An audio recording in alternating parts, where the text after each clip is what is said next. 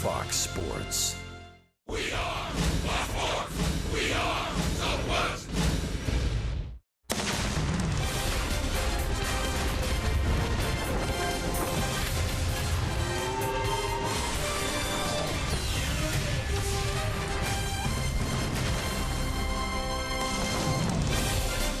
Texas Rangers baseball is presented by high-speed internet from AT&T. Now, the rain has come and gone already, so no delays tonight. The Rangers trying to delay the departure of the Oakland A's as they look for the series win here tonight.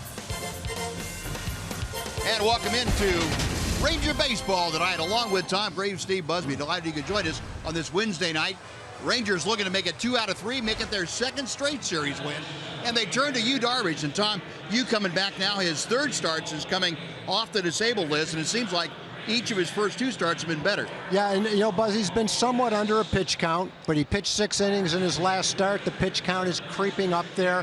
He's one of those guys, on his start, you look forward to it. He's a strikeout pitcher in his last 2 starts, 20 strikeouts in 10 innings. He didn't pitch 5 innings in one of his starts, but he's pitched well enough to win every one of his starts. Now that the pitch count's up there, you look for him to go 6 or 7 innings. He has not pitched very well against the A's in the past. Looking to change that tonight. Yes, he is. As a matter of fact, he hasn't won since the first start he had against Oakland back in 2012. So a lot of changes happening tonight. Yu Darvish back on the hill. Rangers looking to win their first series at home in quite a while. So Adrian Beltre and company getting set to take the field against the Oakland A's. We'll be back with the starting lineups and the first pitch right after this.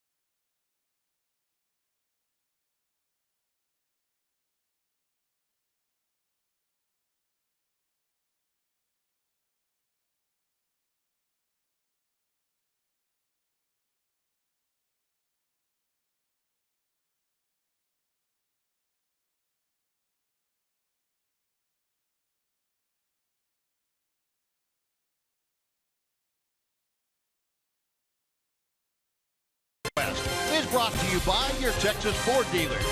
Visit your local Texas Ford dealer today during the Ford Freedom Sales Event and see why Ford is the best in Texas.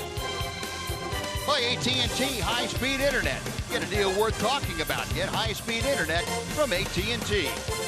By Budweiser. Not backing down since 1876. This Bud's for you. And by Southwest Airlines. Transparency, low fares, nothing to hide. Well, the clouds have mostly parted this evening. It's still very warm and humid night, 85 degrees as lineup cards are being exchanged. Tonight's crowd filing into Globe Life Park tonight, the finale of this three-game series between the Rangers and the A's. Before we get underway, let's head down and check in with Emily Jones. Well, Buzz, Yu Darvish getting the ball here tonight in the rubber match of this three-game series, and Yu still figuring things out as he comes back from Tommy John surgery. Here's what Jeff Bannister is looking for out of his starter tonight. We knew that most Tommy John guys, that the command is the slowest to come, and so I think we'll see a guy tonight that look to pound the strike zone with all pitches. I think getting the feel for the mix again is necessary. I mean, it's a guy that he struck out 11 2 starts ago. He has that capability in him. I think if he can go out, find the feel for the strike zone early so that he can get to his swing and miss pitches, he should have some success. And Banny says that's the most important thing, that he's shown that he can use all of his pitches. As he mentioned, just a matter of finding that combination that works within any given game and against any given lineup. And he's had a difficult time against this A's lineup, so it should be a good challenge for you here this evening, Buzz. All right, Ed, thanks very much. Yeah, good points, and we'll see how that unfolds tonight. Tom's going to tell you about the A's lineup and Yu Darvish will face tonight. Well, there's the leadoff hitter. That's Coco Crisp. He's the left fielder. Jed Lowry bats second. Josh Reddick in right field will hit third. Chris Davis, the cleanup hitter, will DH tonight. 7th in the league with 23 home runs. Stephen Vogt is the catcher. Former Ranger Jake Smolinski is in center field batting 6th. The first baseman is Yonder Alonso. Marcus Semien will bat 8th. He's the shortstop. 21 home runs on the season for Marcus Semien. Batting 9th, the third baseman, recently recalled from the minor leagues, Ryan Healy. And Bob Melvin's club coming in at 9 games under 500. They are 46 and 55. They will be taking on Yu Darvish. Darvish 1-8 lifetime against these Oakland A's, making his 6th start of this year. 2-2 his record, an ERA just above 3. Darvish has an opponent's batting average just .214, and we talked about the strikeouts, 39 punch-outs in just 26 innings. Darvish in his 3rd start now after coming back off his latest stint on the disabled list, had a little shoulder soreness and precautionary more than anything else. He's back to 100% now and ready to go to Coco Crisp. The first pitch inside to Crisp for ball 1. Crisp, a home run last night. He is batting .237 overall. He's a switch hitter up there from the left side. 8 home runs, 41 driven in for Crisp. Hit hard, and that's a fair ball down the first baseline. It's headed into the corner. Azara has to go in and dig it out, and Crisp is not stopping at second. He is on his way to third and will make it without a throw. So immediately, Coco Crisp sending a signal to Yu Darvish that not much has changed. You're still going to have trouble with our A's lineup, a leadoff triple. Yeah, and the one thing you saw with Coco Crisp last night, when he gets in a fastball count and you give him a fastball to hit, he's going to turn on it and hit it hard. He did that last night. First time up, he ripped a hard shot that was caught by Joey Gallo at first. Then ahead in the count, 3-1, he hit a home run. And now ahead in the count, 1-0 after seeing a fastball and getting another one. He ripped it down the right field line. I guess the key with him is to get ahead in the count and don't let him look for a fastball right now. Now here's Jed Lowry. The Rangers will play the infield back. They will give up the run for the first out of the ball game. Lowry, a .277 average, couple of home runs, 25 driven in. He is just 3 for 15 in his career against the Ranger right-hander Yu Darvish. A good fastball and thrown right on by Lowry. So Darvish, whose last outing was in Kansas City, and he worked 6 innings. That was the most he has worked since coming back off Tommy John surgery. First start back in the latter stages of May this year.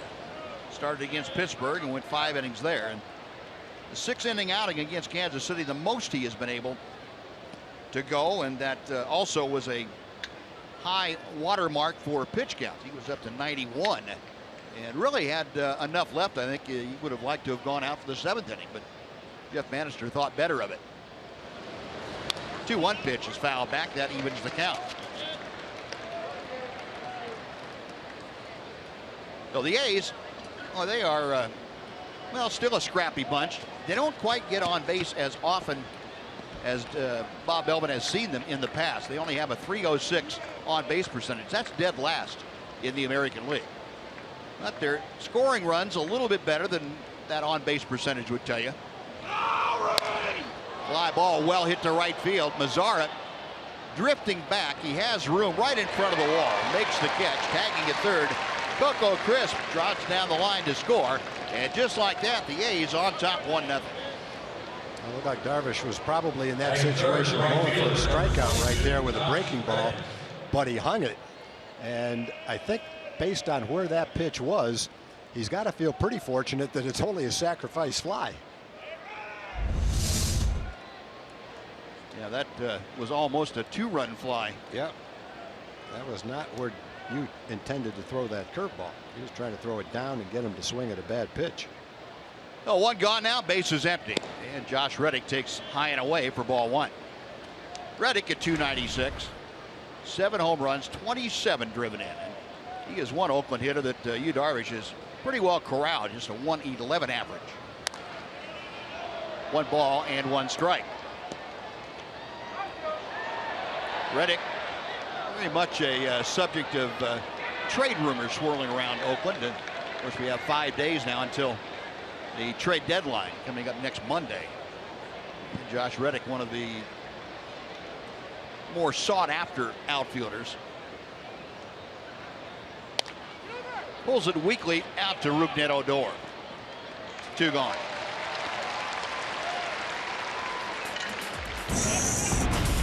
Let's take a look at the rest of the Ranger defense delivered to you tonight by Chicken Express. Delino DeShields, Ian Desmond, and Nomar Mazara, left, center, and right. You saw Ruin and Odor on the right side of the diamond. Elvis Andrus, Adrian Beltre man the left side. Bobby Wilson, as he has done, catching Yu Darvish tonight. Bobby Wilson has caught now all 6 starts by Yu Darvish this year.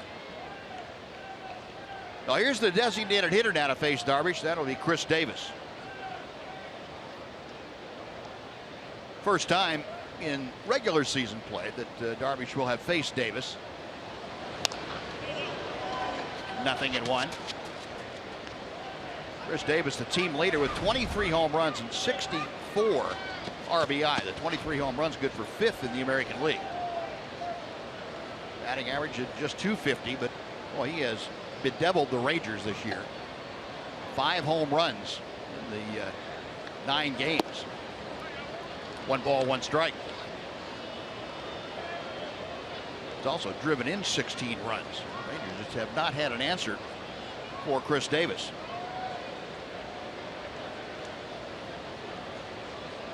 Darvish to the plate. Towering drive to left field. DeShields back at the wall. He is looking up, and that is gone. Well, he got away with the hanging curveball to Lowry. He didn't get away with a hanging curveball to Chris Davis. 7th in the league with 23 home runs. The wrong guy to hang that pitch to. Well, Chris Davis, number 24, and it is 2-0 Oakland. That pitch is right down the center of the plate. Well, so far, the curveball has not been located in the fashion that he's wanting it to be. Well, here's Stephen Vogt now, the A's catcher.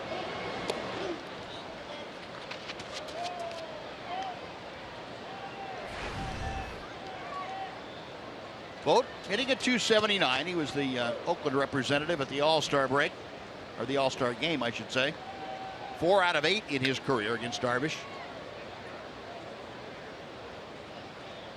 1-0 pitch.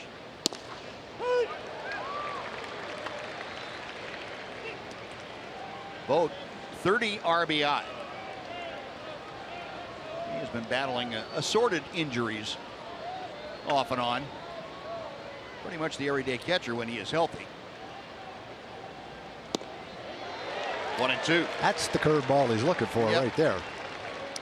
Instead of the one that kind of just curves slowly up to the plate, that one broke off sharply and down.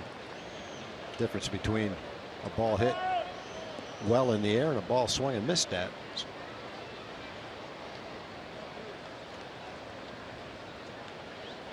Vogt 1 out of 4 in last night's ball game. Awaiting the 1-2 pitch. Laid off that one. And the appeal on the check swing. No swing down there.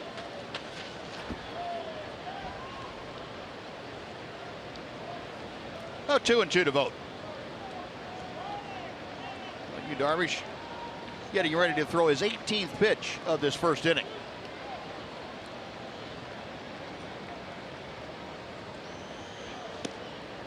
Now full count. Vogt hitting 5th. If he extends this first inning, Jake Smolinski is in the on-deck circle.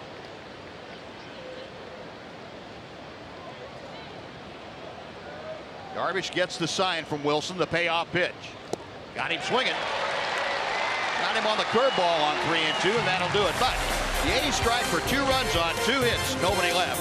After a half inning, Oakland 2, Texas coming up.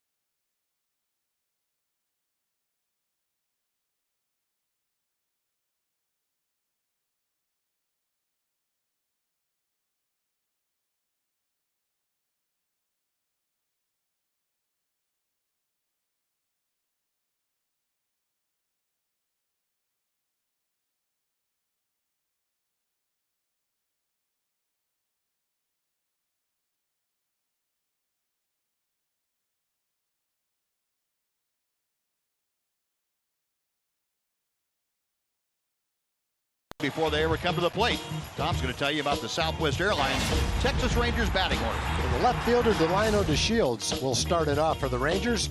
Jurickson Profar is the DH tonight. Ian Desmond batting third. Adrian Beltre is the cleanup hitter. Rougned Odor at second base is a .394 hitter in his last 8 games. Ryan Rua bats sixth at first. Elvis is the shortstop batting seventh. Nomar Mazara moves down to the 8th spot in the order. And batting ninth is Bobby Wilson. And that lineup facing the 24-year-old southpaw Sean Manaea, who deals strike 1 to Delino DeShields. Pretty basic selection of pitches, fastball, changeup, slider. He is anything but basic as far as his ability to throw strikes and the stuff that he throws out there. He throws a lot of strikes, does not walk many hitters. Rangers hitters will try and zero in on him early in the count. Looping line drive to Semien, the shortstop, and Delino. A hard out to start the ball game for the Rangers. Number 19, Jurickson Profar. Marcus Semien takes care of that. Looked like a knuckleball line drive. Yeah, he hit him a changeup. You watched it come off the bat and you thought it was a rope, but then you watched how long it took to get there and saw that it really wasn't. Now 1 up, 1 away. Now Jurickson Profar handling the DH chores tonight. Profar, 287. 4 home runs, 14 driven in. The on-base percentage slipping in the last month or so. Down the right field line, that's headed to the corner, and that is in for extra bases. Reddick Fires it into second. Standing there with a one-out double is Jurickson Profar. Best thing the Rangers can do right now is get back on the board and try to counter that 2-run inning that the A's had. That's a good start to it with Jurickson double. Get a fastball on the outside part of the plate, maybe a little bit outside, as a matter of fact. He went the other way with it and just barely kept it fair down the right field line. Jurickson motoring into second base. We've seen Manaea a couple of times. He's pitched well against the Rangers twice. Fastball is in the low 90s. Looks to be a little bit sneaky too. I'm not sure that the hitters pick him up all that well. And in both games, he's had a very good changeup that really fools the hitters. Here's Ian Desmond. Pops it up on the first pitch.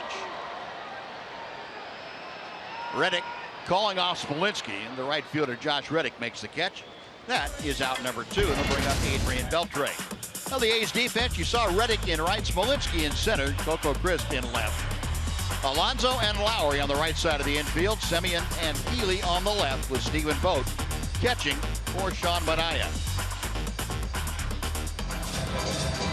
We talked about the Rangers probably looking to swing the bat when they get into the batter's box, because hitters this year against Manaea have been very successful when they've been able to put that first pitch in play. They've gone 24 for 53. That is a 453 average. Adrian Beltre, a 280 hitter. Nothing in one.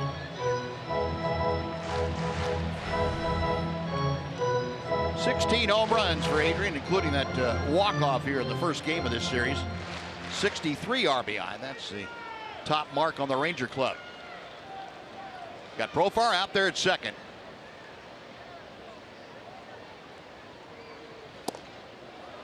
A ball and a strike. You know, the couple of matchups against Manaea this year, Beltre has gone 1 for 3.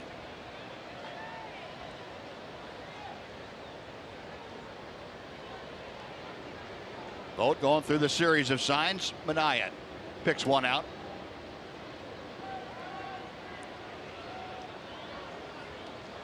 Remember that Sean Manaea got his first major league win against the Rangers back in May 16th in Oakland. Last time out, he was kind of cruising along, had a 10-2 lead, and couldn't make it through the 5th inning. He had a pronator muscle pull. Had to come out of the ball game. And Adrian Beltre, our subject of our TXU Energy Power Player to Watch against the Oakland A's. Adrian has been very good. How about a career 287 average, 35 home runs, and 120 RBI.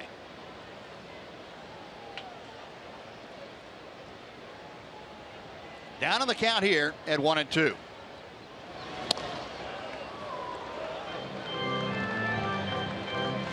Manaea played his college ball at Indiana State. Kansas City Royals drafted him out of college, and Manaea came over to Oakland in the trade last year that sent Ben Zobrist to Kansas City.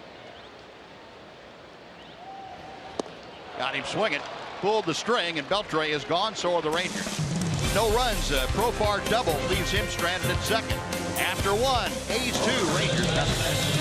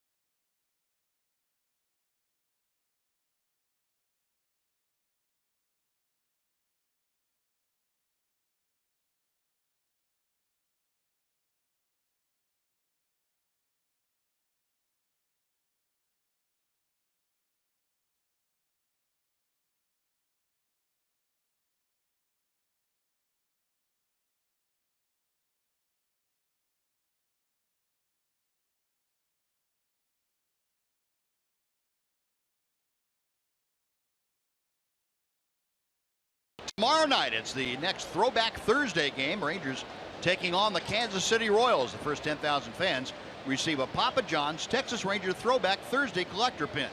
That commemorates Kenny Rogers' perfect game. Get your tickets at TexasRangers.com, or you can call 972 Rangers. Tomorrow night, the first of 4 with the reigning world champions. First, Rangers have a little catching up to do here against Oakland, trailing 2-0. Jake Smolinski takes strike 1 from Yu Darvish. Jake, a .317 average with half a dozen home runs. He has driven in 22, and he has become a fixture for Bob Melvin out in that outfield, most of the time in center field. Pops this one up out behind second. Elvis with the catch for out number 1, and before Yonder Alonso comes up, let's say hello to Jim Knox. Oh, I appreciate it, Buzz. We got a happy group right here. All these kids got to meet Elvis before the game. What's this about? We're here with the Taylor Hooten Foundation representing the All Me League, and Elvis is one of our MLB advisory board members, and what we do is we educate kids on the dangers of using supplements and anabolic steroids. That's what these kids came here to learn about. All right, well, good to have you out here. It was cool meeting Elvis, wasn't it? All right, appreciate it, guys. You guys enjoy meeting Elvis? There we go. All right, enjoy the game, Buzz. All right, Knoxy, thank you. 1, 2, 3. Chopped up the middle, Elvis on to first, and Yonder Alonso is out number 2.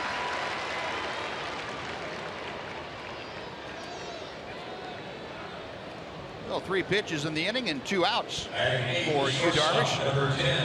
It's a pretty good contrast to an 18-pitch first inning that saw him give up a couple of runs. Get him back on track. Marcus Semien, the shortstop, will step in. Semien at .236 average, but he has been doing a lot of damage with that relatively low average. 21 home runs and 49 RBI. Looks like both pitchers got fairly fortunate tonight when you look at the temperature, Buzz. Don't see many 84-degree nights at the end of July. Sure don't. Not here anyway. Not here. No, that's for sure. Well, Maybe great. in Oakland. Great night to be a fan at the ballpark too. Yeah, very comfortable. A lot of fans using fans. Yeah, stir the air around. There's not a whole lot of breeze drifting in right at the moment. Flag's pretty still tonight. Darvish out in front of Semien. No balls, 2 strikes.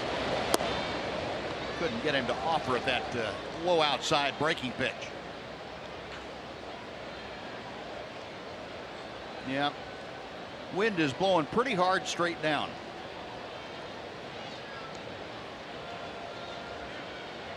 One, 2. To right field. A lazy fly ball for Nomar Mazara, and there you go. Yu Darvish right back on track. A very quick and easy 7-pitch. 1, 2, 3 inning. 1.5 in the books. Oakland leading the Rangers 2-0.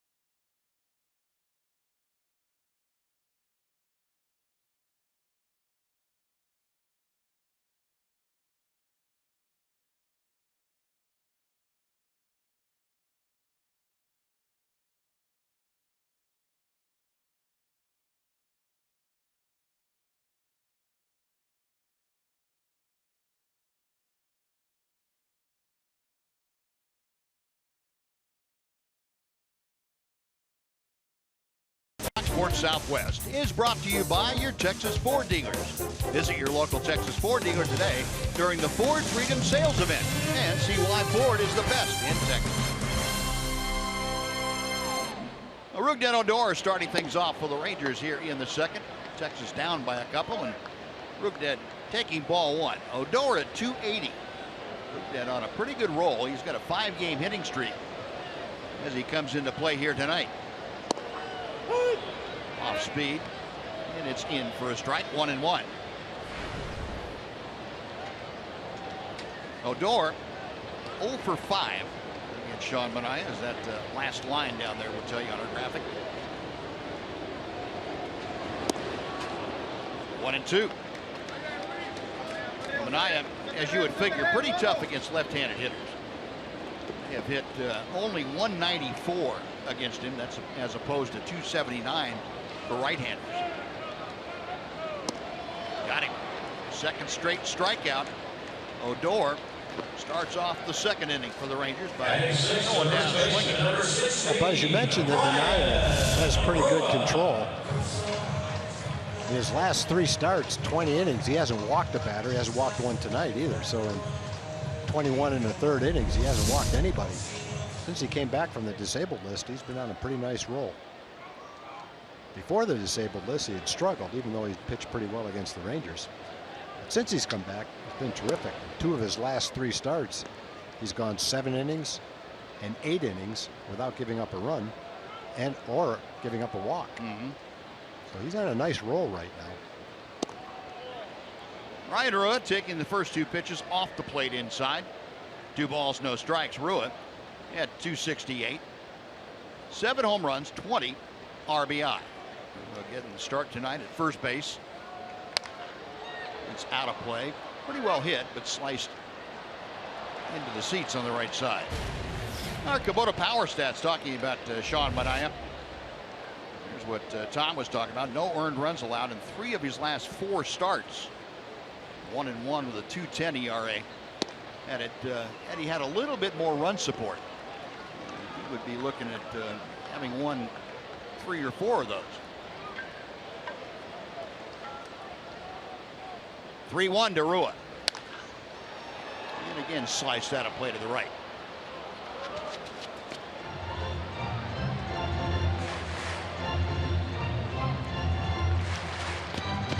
Ryan 2 for 5 against Manaea. Now the left-hander with a payoff pitch.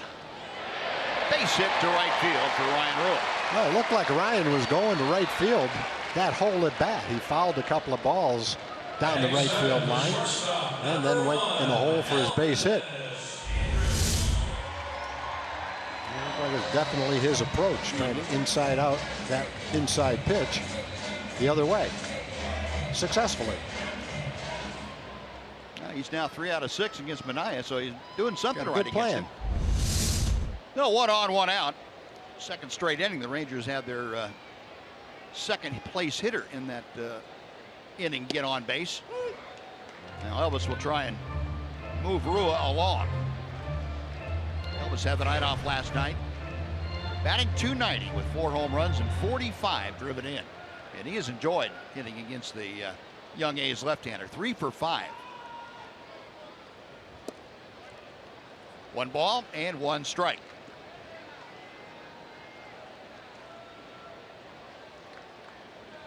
Elvis pretty much leading the Rangers offensively in the month of July.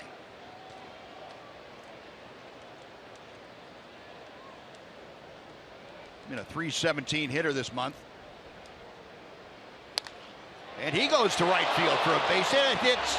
It hits Rua. It's going to be a base hit, but Rua is going to be out. He tried to adjust his steps and jump over it, and the ball came up and got him.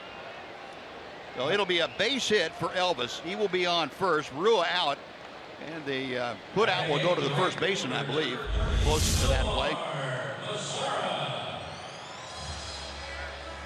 That's the second time in about a month that I guess it was Mazzaro that got hit by a ball as well. Well, that's a tough way to give up and out on the bases right there. Sure is.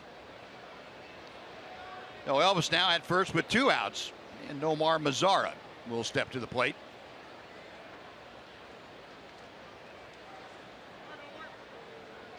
Mazara batting at .282. There's a dozen home runs, 40 driven in. Those 12 home runs tied for the leadership of American League rookies. Nomar pretty much on top in every other offensive category for first-year players.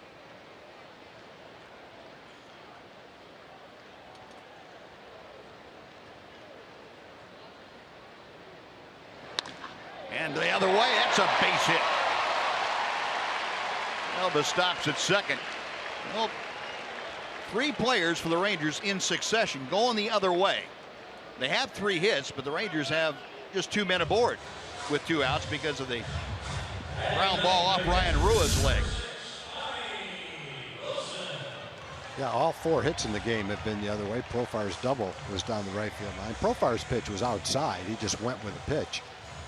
But based on the approach of Rua, Andrus, and Mazara, you would almost say that the plan is to try to go the other way and not try to pull the ball against Minaya. Is that a pretty good way to neutralize that changeup that he throws? Yeah, and you know, I don't know that any hitter isn't a better hitter if he uses the whole field and doesn't try to pull the ball. But the Rangers, you know, Rangers have struggled a little bit against Minaya. He's pitched twice against them. He had a .245 ERA. It's nothing spectacular, but been fairly tough on him. Now, Bobby Wilson, a .244 average with the Rangers. Overall, a .235 clip for Bobby. And that one ripped foul. Bobby not going the other way with that. No, he's out in front of that. He might have been thinking about it, but he was fooled by the changeup. Off-speed pitch. Bobby, 3 home runs, 21 RBI in a Ranger uniform, 23 for the year. And a couple with the Detroit Tigers before joining the Rangers. Got Andrus out at second base, Nomar Mazara at first. Rangers trailing 2-0, 2 outs here in the second. Got him swinging. Well, Minaya able to go upstairs with a little extra on the fastball. Rangers gone. No runs, 3 hits, 2 men are left after 2. 2-0 Oakland on Fox Sports Southwest.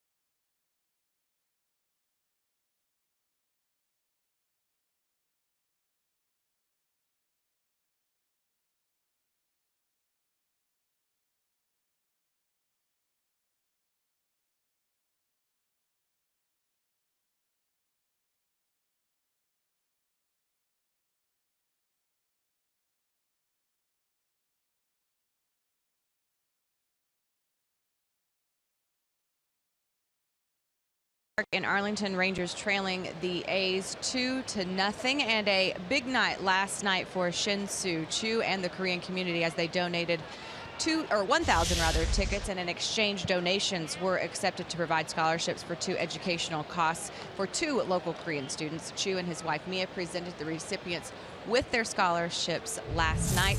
Chu and Mia doing great things in our community. And one side note on Chu yesterday, right before the game, walking through the tunnel, and he just looked at me and he said, "Man, I miss baseball so much. I really can't wait to play again." And so that just gives you a little bit of an indication, guys, how badly Shin-Soo Choo would like to get back into this lineup. All right, Em, thank you. Yeah, I would imagine baseball is a difficult sport to have to sit around and watch when you'd much rather be on the field. Ryan Healy, the number 9 hitter, leading things off here in the 3rd against Yu Darvish. Healy, and then back to the top of the order for Oakland. Healy, a .256 average. Called up at the All-Star break to take over at third base. He has played in every game since. He started at third. Couple of home runs, 7 driven in.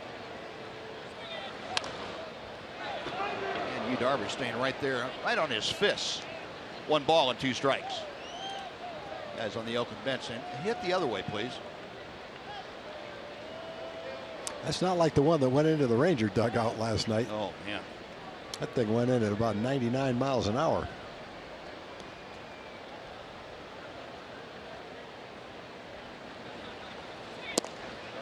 Just a little bit low.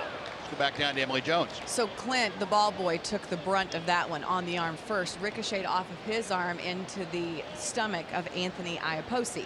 And so we were talking to Post about it today, like, you know, "Hey, man, are you okay?"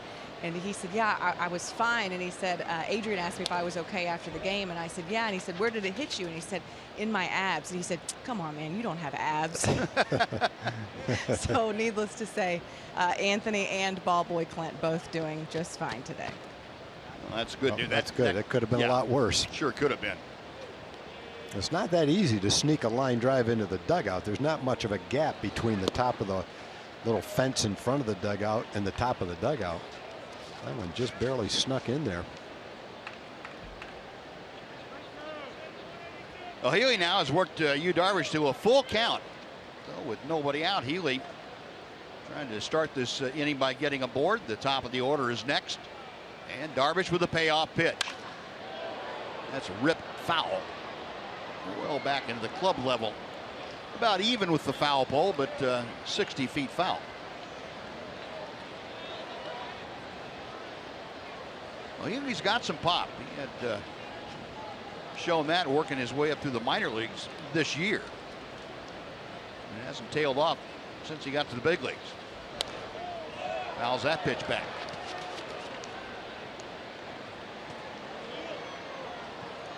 Healy started at Double-A Midland this year, had 8 home runs in 36 games, went to Nashville and had 6 home runs in 49 games. 14 home runs, and he also chipped in 28 doubles. Another 3-2 pitch coming. Call, strike 3. I don't think you saw many of those at Double and Triple-A. It's that hard hammer from Yu Darvish for his 2nd strikeout. It just caught the top of the strike zone. Probably not the part of the strike zone Darvish was trying to hit to get the strikeout. Healy thought that ball was high, but it just barely caught the top of the strike zone. No, 1 gone. Here's Coco Crisp. Crisp began the ball game by tripling into the right field corner and scored on Jed Lowry's sacrifice fly. And he takes strike 1. As Tom mentioned, the triple that Crisp hit was on a 1-0 pitch, a fastball, and he turned on it. Very much like the pitch he hit out last night off of Nick Martinez. Darvish getting ahead with that first pitch, then able to take something off that slow curve. That shows you how slow some of the pitches are that come in at like 62 miles an hour. That ball looked like it was about as slow as you can throw one, and that was over 70 miles an hour. Claudio's changeups sometimes is in the low to mid 60s. That is just foul outside third. Yeah, both Claudio and AJ Griffin have the ability to. AJ spins the ball up there at 64, 65 miles an hour. And he puts a lot of spin on things. I don't know how in the world you throw it that slowly and make it spin that much. Darvish has that ability too. Yeah. Make the make the ball sing to him. Another 0-2 coming to Crisp. Check swing, and Todd Tishner down third. No swing. 1-2.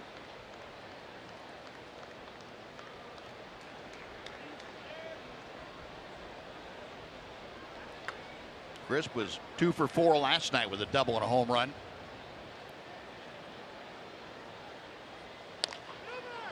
And a chopper behind the bag. Ruoff will win that race. 2 gone, and before Jed Lowrie comes up for the second time, we're going to send it over to John Radigan for a Chevy game break. Second baseman Jed Lowrie.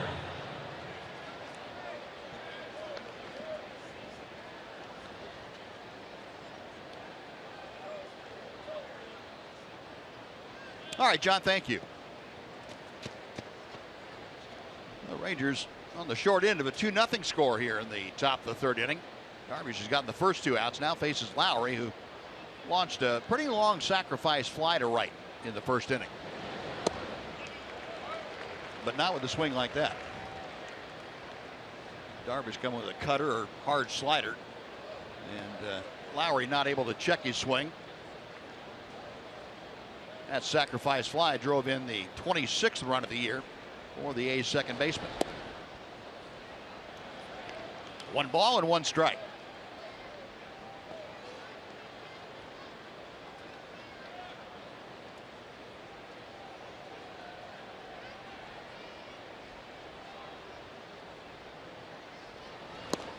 Now 2-1.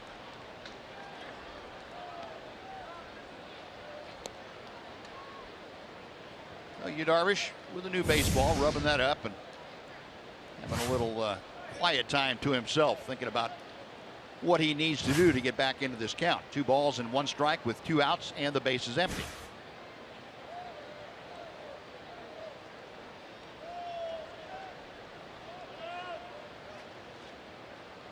And Darvish and Bobby Wilson not together on what this next pitch should be. Jed Lowrie not having a good month of July. He's hitting just .232 for the month. Matter of fact, his batting average has dropped each month this year. Soft fly ball out to Mazara, and that will do it. A 1-2-3 inning. Darvish now has sent down 7 straight. 2.5 innings in the books. Oakland 2, Texas nothing. Fox Sports Southwest.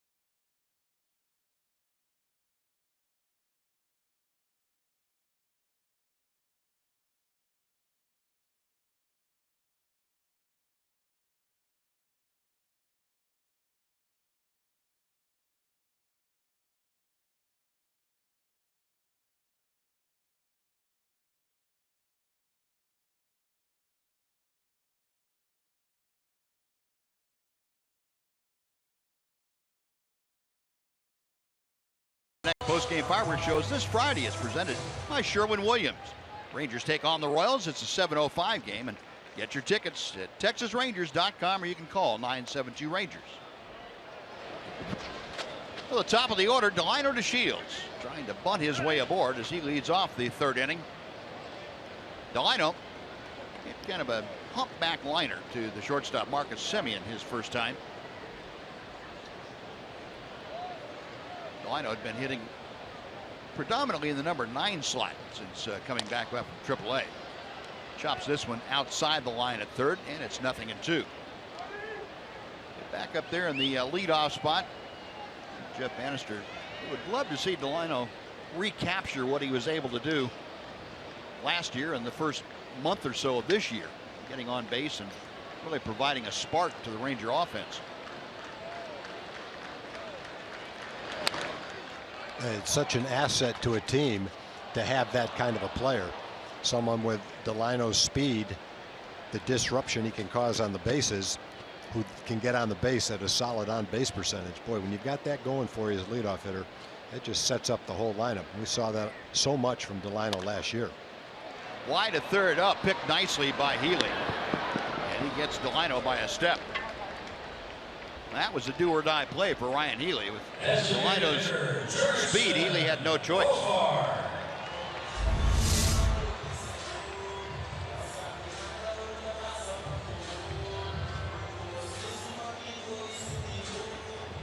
So one gone, and Jurickson Profar now will step up. A's are in a pretty good streak defensively. They've had 7 straight ball games now without an error. Profar roped a double down the right field line his first time up. Makes that a little bit low. 2 balls, no strikes. Rangers have doubled the hit total for Oakland, but Oakland has had a home run and a triple.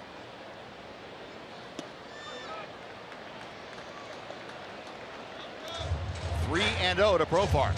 Jurickson trying to get aboard, but now going for a little walk around the dirt. Profar, the number 2 hitter, to be followed by Ian Desmond.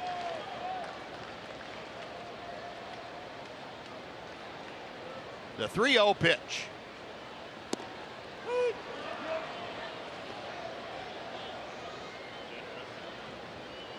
Profar, a modest 4-game hitting streak now. He's gone 4 for 13 in those 4 games. It's out of play to the right, and it fills the count.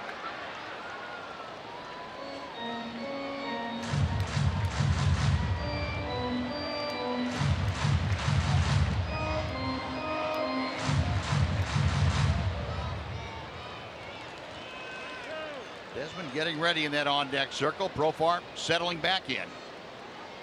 Payoff pitch to him. We'll try it again.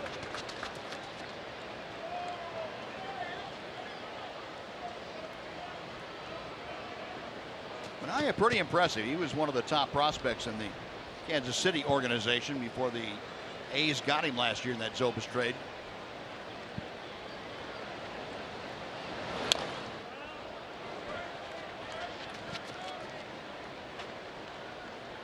Jurickson making him work. Still 3-2. Profar making his 38th start for the Rangers this year, his 5th as the DH. Got him swinging, Manaea with that very good changeup. 4th strikeout of the night for the left-hander. There are 2 gone for Ian Desmond. He's got obviously enough fastball, 93, 94 miles an hour. And changeup looks exactly like his fastball, only it's basically 8 or 9 miles an hour slower. You can tell by the way the batter swings at that changeup what a great pitch it is. Well, Ian Desmond swung at the first pitch he saw first time up and skied to shallow right. And I hadn't walked anybody in 22 innings, went to 3-0 right there on Profar, but came back and threw 5 straight strikes.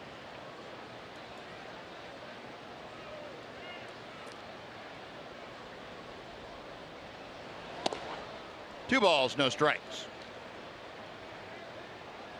Ian's had a little bit of a roller coaster ride since the All-Star break. This is the 12th game for the Rangers and for Ian Desmond. He's gone hitless in 6 of the previous 11. 2-1. Now, the last 10 days, our Ford leaderboard will tell you in the American League, Hanley Ramirez has hit 5 home runs. Adrian Beltre, one of a trio of players with 4. And then Ian Desmond and Mitch Moreland each have 3, and 4 others are tied with 3. So the Rangers have been very prolific home run wise in the last month and a half.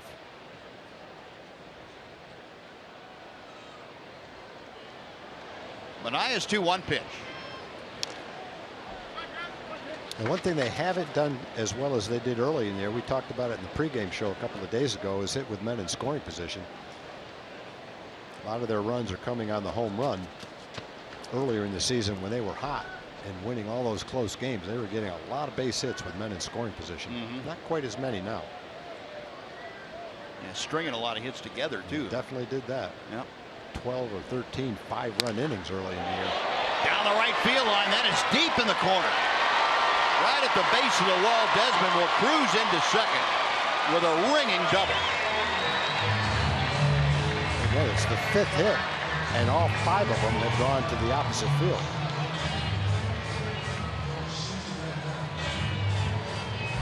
Desmond's 24th two-bagger of the year.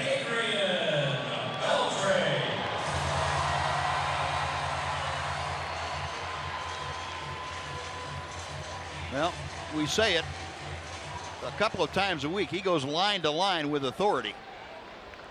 Line drives all over the ballpark. Some of them leave the ballpark. If he got that up just a little bit, he would have had a home run just like Adrian had the other day. Yeah, the that's right. 7th inning of that ball game. Now here is Adrian. Going after that first pitch. He didn't get the fastball first pitch. That was his changeup.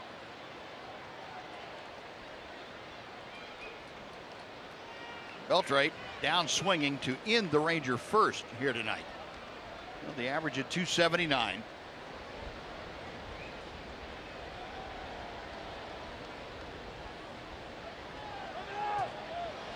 Asking for time as Manaea, and he got preoccupied with Ian Desmond.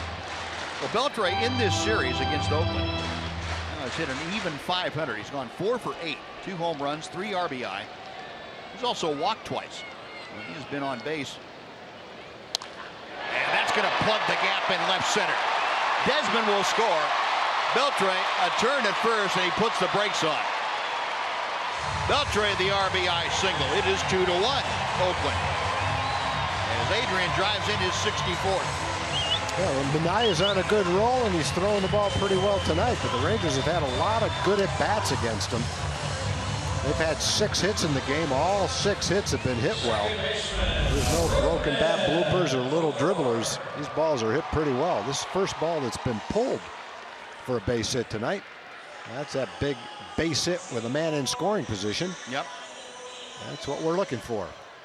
Big 2-out hit with man in scoring position. Yeah, that was the other thing the Rangers did so well. A lot of their runs, when they were scoring 5 runs in an inning or more, a lot of that came with 2 outs. And that's something they just haven't been able to go out to string the hits together in those situations. Here we get back to that. Rougned Odor struck out as he led off the second. The last 2 nights they've strung some hits together. Last night they strung 5 together, but one of them was a base hit by Rugi that he tried to stretch into a double and got thrown out. Tonight they strung 3 together, but on one of them Ryan Rua got hit by the base hit. Well, Odor hits that sharply, but picked off by Alonso, who steps on the bag. That'll do it. Rangers get a run on a couple of hits, lead 1 after 3. 2-1 Oakland.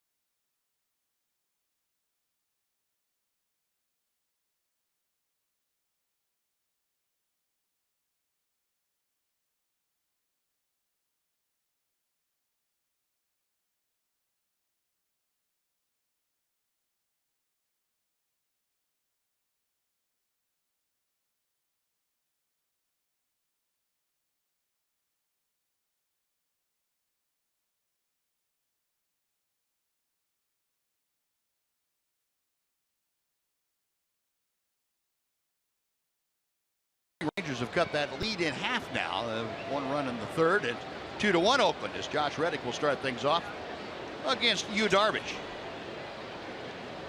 And earlier we had a chance to chat with the Ranger skipper, Jeff Bannister. Joining us, Jeff Bannister. Jeff, Yu Darvish tonight looks like he's getting himself back together. Are you seeing improvement from outing to outing?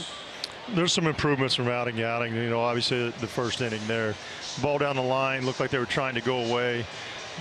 Chris hooked a middle away fastball.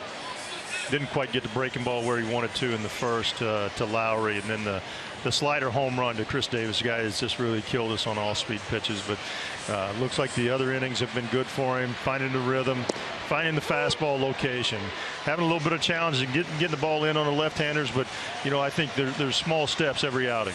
Benny, last night we were talking about how unusual it is for a pennant contender to have basically 5 young players between the ages of 21 and 23. Mazara, DeShields, Gallo, Profar, Odor. What does that present for you? Is it an honor, a challenge? Is it fun? What goes into that as far as a manager on a pennant contending team?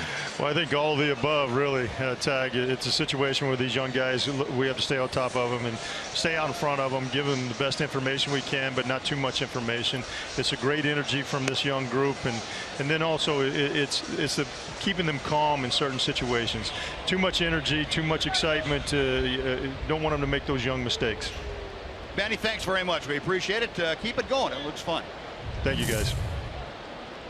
Oh, Jeff Bannister, yeah, a lot of good question, Tom. A lot of stuff with all the energy and all the enthusiasm, some way to harness it and yet not dial it down too much. Yeah, you want the energy, and you also understand that with all that youth in the lineup at the same time, it's almost impossible not to have some young mistakes being made from time to time. But you know, as Banny said, they're on top of it. They're coaching. They're trying to bring the guys along in a way to minimize those kind of things. Now, Josh Reddick leading off the 4th inning. Yu Darvish are having a pretty good tussle right here. Reddick grounded out to second back in the 1st inning. Yu Darvish up to 50 pitches so far. 33 strikes, 17 balls.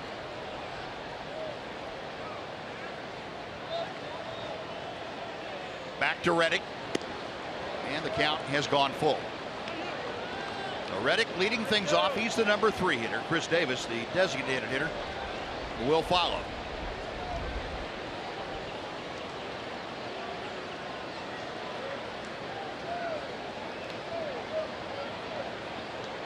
Payoff pitch to left field. That is going to slice back into the seats. And again, Darvish kind of hanging that breaking ball up a bit. Reddick not able to put it in play fair.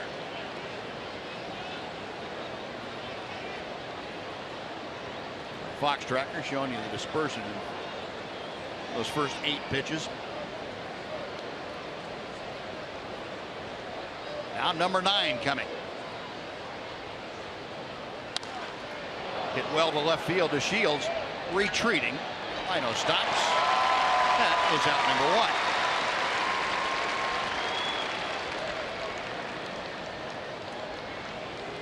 Now Chris Davis.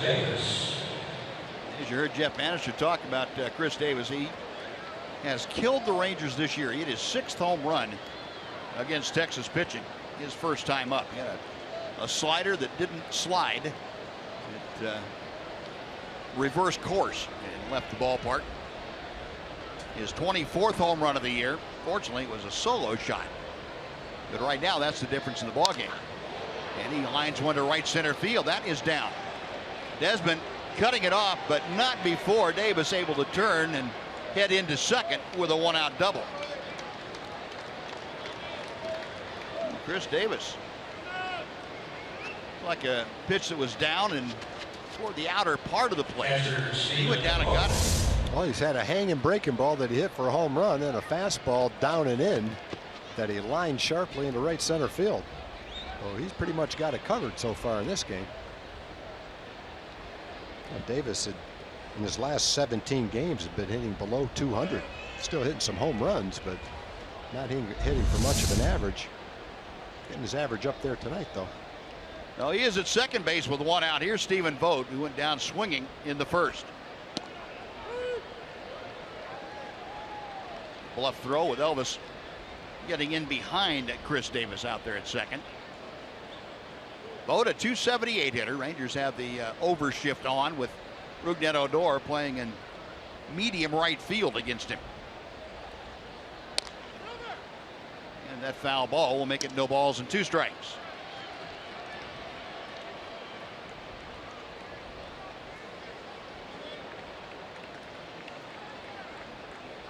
All of Vogt's 8 home runs this year come against right-handed pitching. And not many of them have come with people on base, just 30 RBI.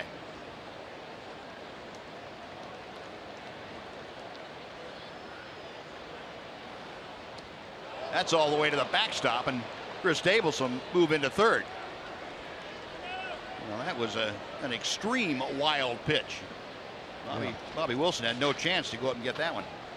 Hopefully it won't be a costly wild pitch. Puts a man on third base with 1 out. That fastball just got away from him, obviously. Looked like Bobby wanted that pitch up, but I don't think he had that in quite mind. that far. Now 1-2 the count. Ranger infield now pulled all the way in. Got him swinging. Good fastball, and Darvish gets his 3rd strikeout of the night. Take a look at our Coors Light cold hard fact for you. Since his rookie year in 2012, Darvish leads Major League Baseball with 11.3 strikeouts per 9 innings. Only 5 pitchers have averaged 10+ strikeouts per 9 innings in that span. Cold hard fact brought to you by Clean Crisp Coors Light. And there is that list: Scherzer, Strasburg, Kershaw, and Sale. The other interesting note, Buzz, on that 11.33 per 9 innings, no one in the history of baseball with 500 innings or more has ever averaged that many strikeouts. Next is Randy Johnson at 10.6. Now, obviously, a lot of guys have done the 10-point plus over a longer period of time, but for 500 innings, no one's ever struck out batters at a higher rate than Darvish has. We mentioned this in the opening to the show. Last 20 innings, last 10 innings, last 2 starts coming into this game, he struck out 20. Yeah. Well, that statistic, the minimum of 500 innings, is going to change as soon as some of these relievers today accumulate 500 innings. Yeah, that's for starting pitchers. Yeah. For starting pitchers. A little different for reliever. Inside, the pitch to Jake Smolinski makes it 1-2.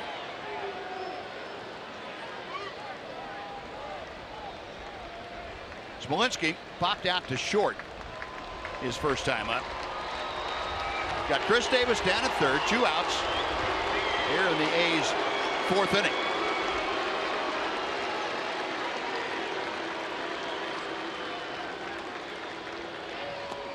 Check swing, he went around, and Darvish gets back-to-back punch-outs with a man at third.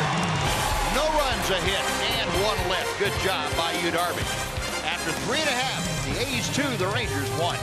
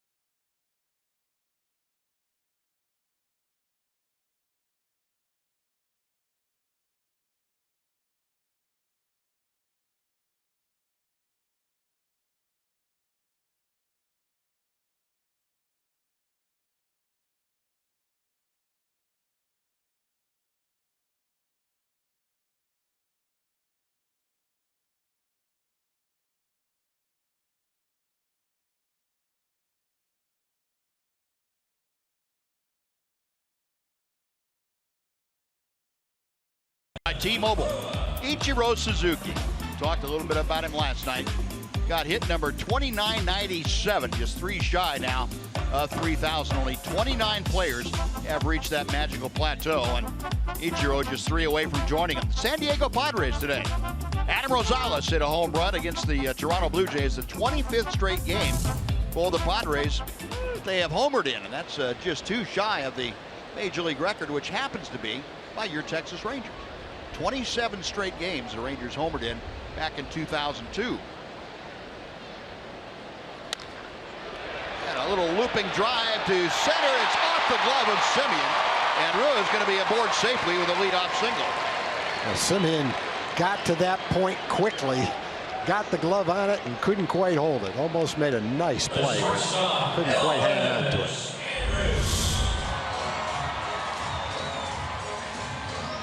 Right off the tip of his glove. Never quite got it in his glove, it looked like. Well, Ryan Rua aboard with his 2nd hit of the night. The Rangers' 7th safety off of Sean Manaea. And it brings up Elvis Andrus. Yeah, that's the first base hit that was a softly hit base hit. The other ones have all been struck sharply on the barrel of the bat. You know, Elvis had a base hit, but it never got to the outfield because it hit Ryan Rua the first time. He hit it smartly, a 1-hopper that got Rua's left leg as he was trying to jump over it.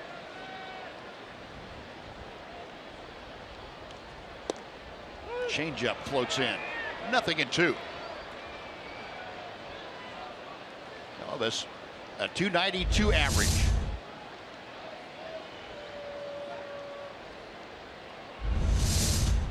Well, Manaea really sells that pitch well with the motion. Good arm speed, good hand speed, and the ball just kind of floats out because of the grip that he has on it. Takes the speed off. Double play ground ball. Semien, Lowry, and back to Alonso. 6-4-3. The double play removes Rua, and there are 2 outs now for Mazara.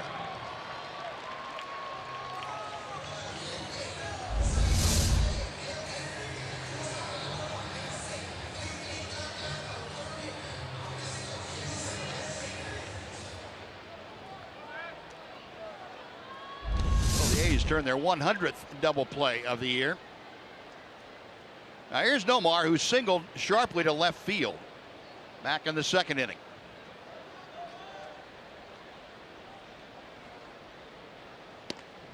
And despite that single the other way, the A's continue to put the overshift on in the infield. And Marcus Semien, the shortstop, 3 or 4 steps on the first base side of second. 1 ball and 1 strike. Outfield, as you can see, pretty much straight away. Center fielder Jake Smolinski maybe a couple of steps toward left center. And Ryan Healy, the 3rd baseman, the only one on the left side of the diamond. And a little looper foul over the A's dugout. 1-2.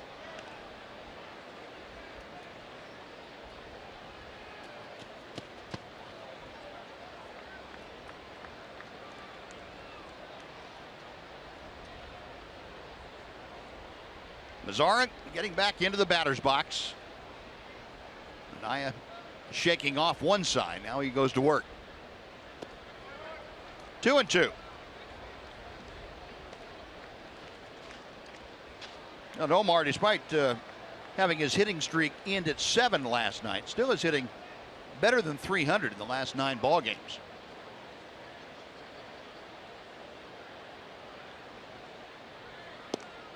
Call, strike 3. Front door breaking ball, and Mazara couldn't believe it. No runs a hit, nobody left. After 4, A's 2, Rangers 1 on Fox Sports Southwest.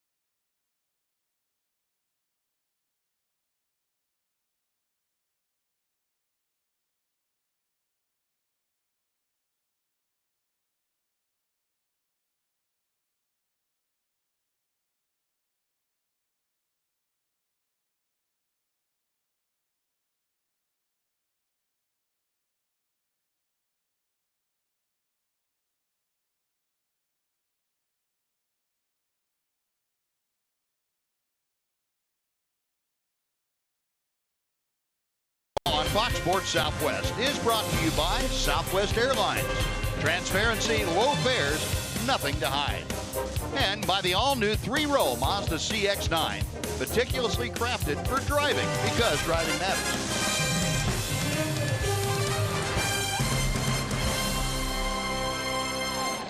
The purple skies and to the west of Globe Life Park. Nice sunset here tonight. And the breeze back to its normal southeasterly direction. Rain cleared out of here a couple of hours ago, and Yu Darvish back to the hill to begin inning number 5. He will face the bottom third of the Oakland order. Yonder Alonso, Marcus Semien, and Ryan Healy. Alonso grounded to short his first time up. A's have been held to 3 hits. They put 2 of those 3 hits together in the first inning for their 2 runs, one with a sacrifice fly, the triple by Coco Crisp, the home run by Chris Davis.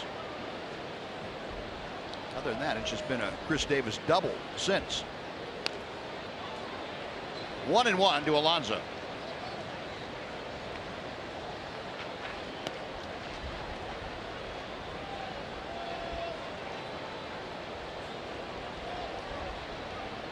Alonso now 0 for 4 in previous matchups with Yu Darvish.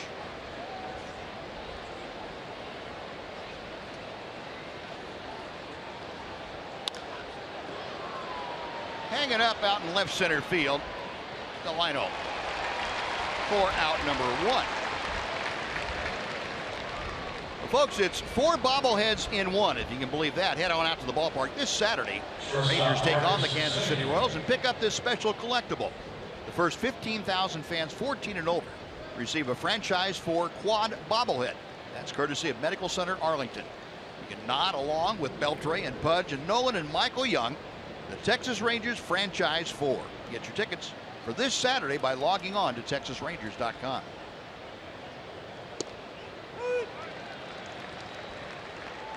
Marcus Semien takes a knee-high strike. Semien fly to right, his first time to the plate.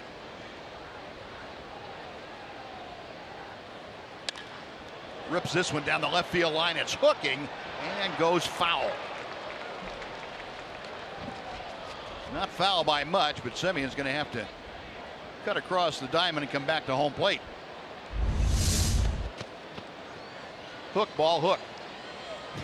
About a foot. It's pretty close.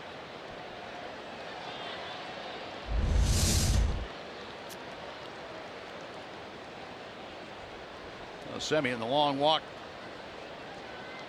back to the batter's box. Down on the count now, no balls and 2 strikes. Yu Darvish preparing for his 68th pitch of the night.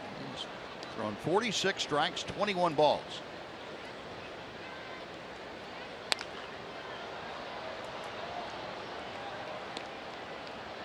Darvish has not walked a hitter tonight. He has struck out 4. You know, I think you compare, you talked to Jeff Manister about the better outings each time out. You compare this one to the last outing against Kansas City. The strikeout totals aren't as high, but still you're seeing progress. Beltre gets Semien by half a step for out number 2.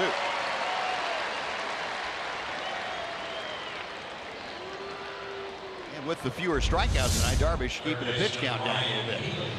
Yeah, the 2 of the 4 strikeouts he got, he went for those strikeouts. As soon as Davis got to third base on the wild pitch with 1 out, he went to work on Vogt and Smolinski. He wasn't trying to pitch to contact there. He went after those guys and struck them both out. Now, he was quoted as saying the other day that he's not really as concerned with strikeouts maybe as he was, but he said, when I get to 2 strikes and have a chance, I'm going to try and strike somebody out. There's no sense. I don't blame him. I hear all that pitch to contact, but if I had his stuff and I had 2 strikes, I'm trying to strike you out too. I'm not going to throw you a sinker and let you try to put the ball in play. Well, he got Ryan Healy looking at strike 3 the first time up.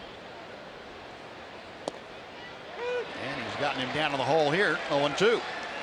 Healy's seen some pretty tough pitches right there, right at the bottom of the strike zone. Sinking 93-mile-an-hour fastball.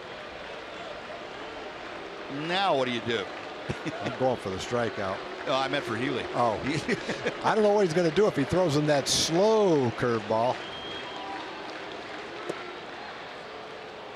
It was the good hard four-seamer down and away.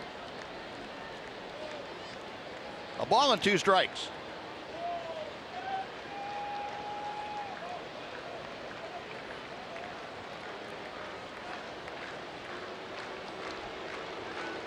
Darvish ready. And back to Healy. Pulled it foul. Well, Darvish with 11 strikeouts last time out against Kansas City, and that was his 27th game in his Ranger career of 10 or more strikeouts. That is second all time now in the Rangers franchise history to Nolan Ryan's 34.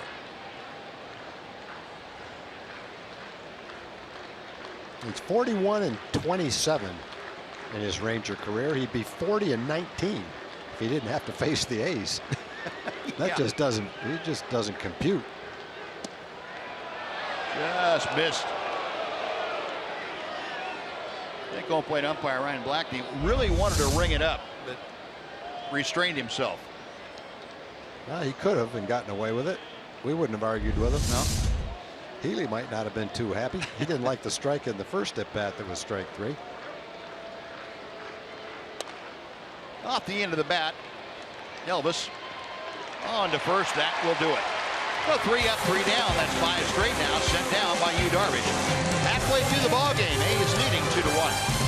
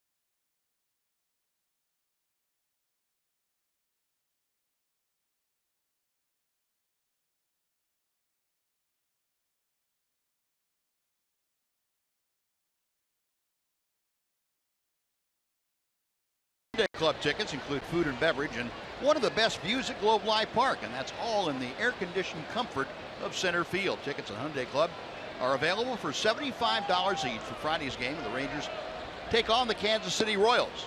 To purchase your Hyundai Club tickets, visit TexasRangers.com or call 972-RANGERS.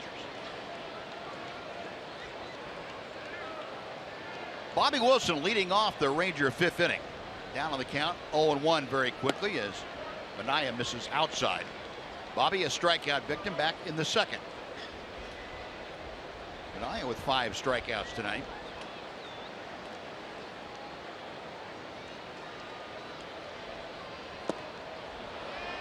Change up, fading down and away, and Bobby didn't have quite enough bat to reach that. Mania is impressive. The 3 outings now that he's had against the Rangers have all been very, very good.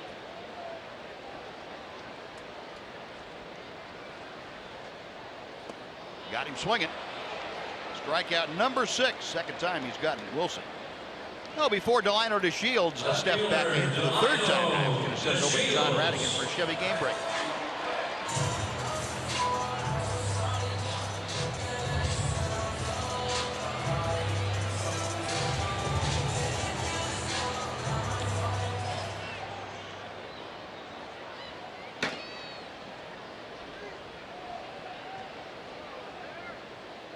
All right, John, thank you. DeShields takes strike one. Delino is lined to short and grounded to third tonight.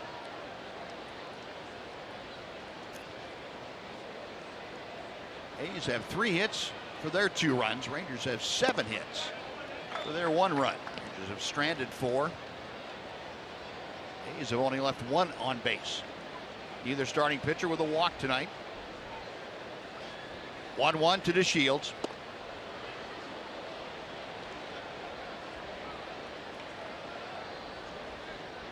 Manaea with a good pitch count at 67. 49 strikes and 18 balls.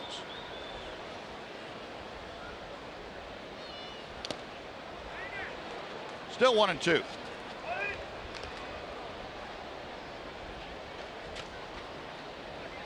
Well, Delino took the same path this year that Rougned Odor took last year.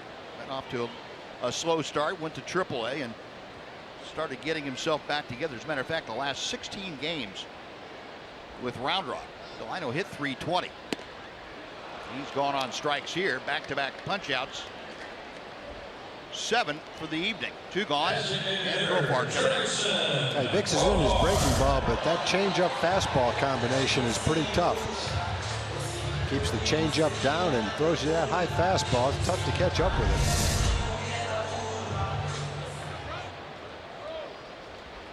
Profar doubled to right in the first, struck out in the 3rd inning.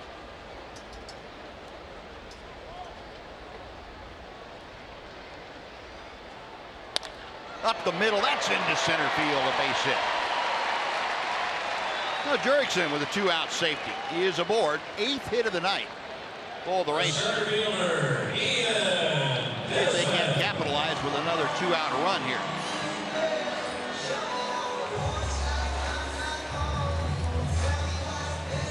A beautiful sunset over Globe Life Park tonight. That is a picture postcard evening here at the ballpark. Ranger red sky.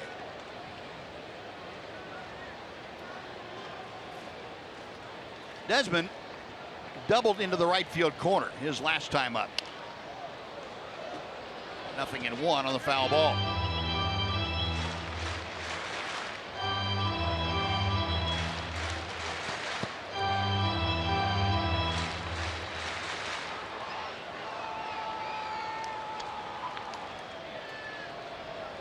Profar a pretty good lead at first.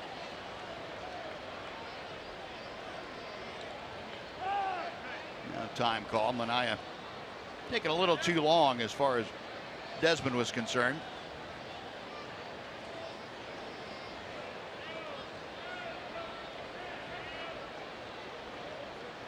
.6'5" left-hander Sean Manaea back to the plate.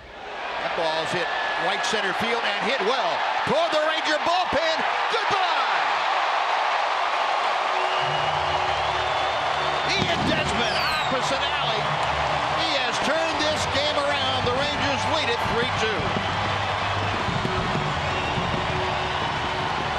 Well, they're talking about how effective Manaea's changeup has been, but in that particular at bat, Ian waited on the changeup and went the other way with it and knocked it right into the bullpen. 2 well-hit balls the last 2 times up. One a double on a fastball, and now a home run on an off-speed pitch. Desmond's 20th home run of the year. Here's Beltre.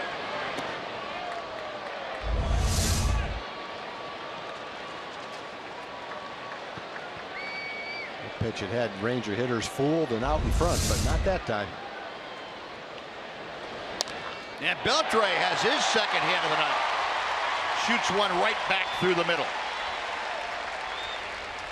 Well, 3 consecutive 2-out hits. And here was the big blast so far. Ian Desmond into the Ranger bullpen. And that gets the Ranger bench going. And that's what we're looking at. Sean Manaea, on the other hand, didn't really care to see that one.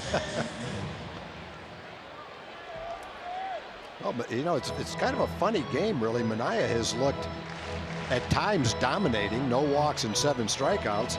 Yet the Rangers have kind of pounded them for 10 base hits in the game. Yeah, and none of them, with the exception of 1 hit, they've all been hit pretty well. They've all been hit well. So you can look at this game in 2 different ways: how tough Manaea has been and how well the Rangers have knocked him around. They want to. One more note on Ian Desmond's home run. This is his 4th consecutive year now with at least 20 home runs. And we are not finished with July yet. Ian Desmond, and you know he had to be, after last year, kind of chomping at the bit to make good on that, make up for it. And boy, he is doing it in spades. Rougned Odor 0 for 2 tonight. Changeup floats in. That evens the count at 1-1. Well, the Rangers now 3 runs on 10 hits.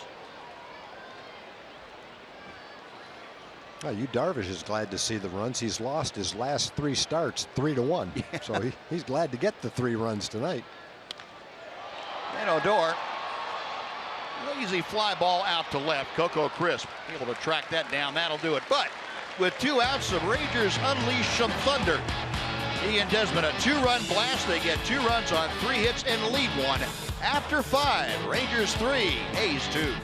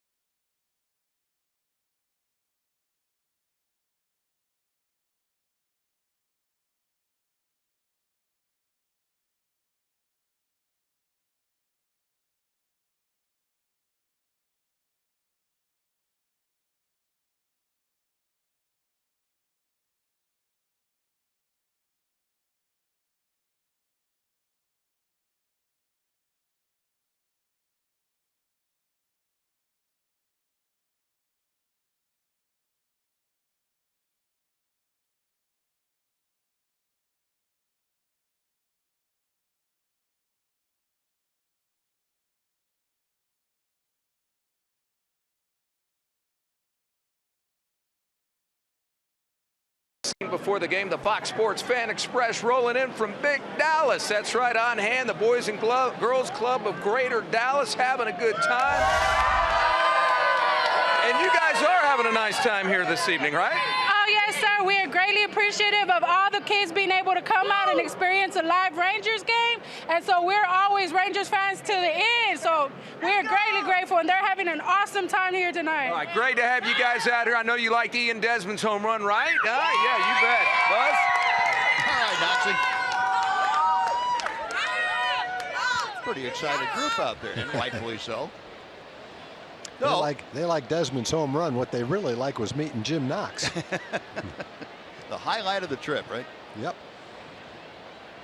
Now, Darvish now with a lead, going to work in the 6th inning.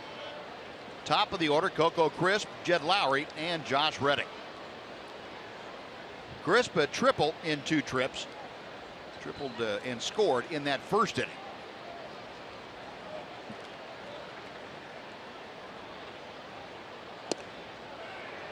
Two balls, no strikes. Darvish making sure that he got that ball in on the left hand. You heard Jeff Bannister talk about Darvish tonight anyway, having maybe a little trouble getting the ball in, keeping the ball in to a left-hander, and you making sure with Crisp that those were staying in there.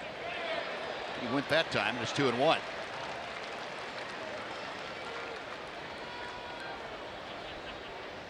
I think for right-handers especially, pitching to left-handed hitters, that's one thing you learn early, that you get hurt a lot of times when a fastball tails back over the plate to a left-handed hitter. I don't know what it is. Doesn't matter. Doesn't seem to matter as much for left-handers throwing to right-handed batters. Left-handers seem to pick that pitch off and do some bad things with it.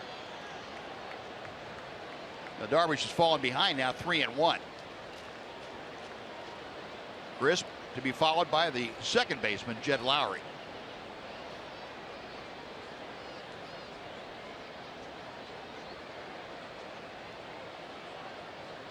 Darvish back to the plate. And he dropped the breaking ball in. Well, it's kind of what we were talking about when Crisp ripped the fastball for a base hit last couple of nights. He's been right on the fastball and fastball counts. That time in a fastball count, he didn't get the fastball. He got the curveball for a strike. And with a 1-run lead, you got to make sure that you're able to throw that for a strike before you decide to throw it. And Darvish did just that. Well, the count is full now. And the payoff pitch on the way. Got him swinging. 2 straight. Back-to-back hooks. Coco Crisp is the 5th strikeout victim for Yu Darvish. And let's go down to Emily Jones. Guys, I talked to Ian Desmond for a lengthy period of time today about where this team is headed, into the trade deadline, how he feels about kind of the pulse of things, and here's what he had to say. Every person takes care of themselves. The collective group will benefit from that. You can't look at, the moving pieces and things like that. You can't try to play GM. You can't try to play manager. All you can do is try to bring your best to the table every day. And that's something that I believe in, and I try to stick to myself. And I think if everyone on the team does that, then we'll get a really good product on the field. So Ian Desmond practicing what he was preaching before the game here tonight. And guys, every time I talk to Ian Desmond, and he doesn't talk a whole lot, he's kind of a quiet guy, but when he talks, he speaks very well, and he knows the right things to say, it seems like, at the right times. I wish he would talk more as a reporter. Well, I don't think a player can say it any better than that. Yeah. If you wanted to take a soundbite and deliver it to every single player that comes into baseball and try to have him play just like Ian just said, that take care of yourself and play to the best of your ability and don't worry about things you can't control, that's about as well as you can say it right there. Yeah, he says it, and he doesn't just, in the way, too, what's impressed me so much about Ian, and I think we've talked about this before, but I really can't say it enough, is how quick he is to dole out, positive observations about others. And it seems like every time you talk to him, he wants to talk about someone else and how someone else has positively affected something that he's done well on the field. And I think that's a great attribute to have as a professional athlete, as a human being, period. No, I think you're exactly right. I mean, and that's part of the, if you want to call it chemistry, that's fine.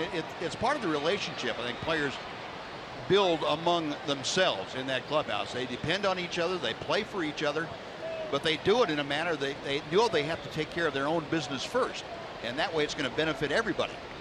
And they get that accountability going. And I think that's what the Rangers have. And that man on your screen right there is a big force behind that kind of accountability and making sure that everybody is in it together. One hopper to Odor, catches one about chest high, throws out his counterpart. There are 2 gone.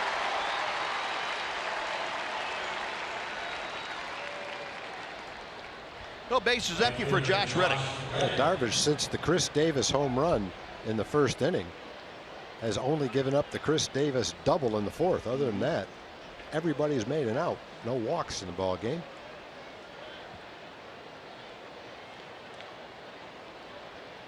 Reddick has grounded to second and fly to left field.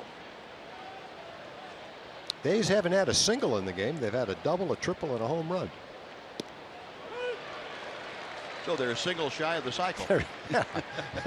I'm glad that's the one they need. Yeah. If you're hoping that they get the cycle. A lot of strikes for Darvish. 60 out of 87. Yeah. 0-1 pitch. Broken bat roller up the middle. Odor can't get enough on it to get Reddick. Now there's a single, but Odor did everything he possibly could, but he just had too much momentum going towards shortstop to make a strong throw. Yeah, the only chance on that play was for Elvis to make the play. We've seen Odor, we talked about it last night, how well he's made that play. But Elvis is in position to have a chance to make this play and get something on the throw. Odor had no chance. I don't know if Elvis was going to get him or not, but the only chance was for Elvis. Boy, there's a good reason why you don't slide head first into first. He evidently is okay, but man, he went airborne and came down hard. Face plant into that bag. So 4 base hits tonight, and there's the cycle for the A's. Now here's Chris Davis. He has been the thorn in the side of Yu Darvish. Here's a good object lesson for all you youngsters. Don't slide head first into first base like that. Yeah, fortunately, Reddick didn't hurt anything, but there was a lot of possibilities on that play, namely his left wrist, the way it bent underneath him.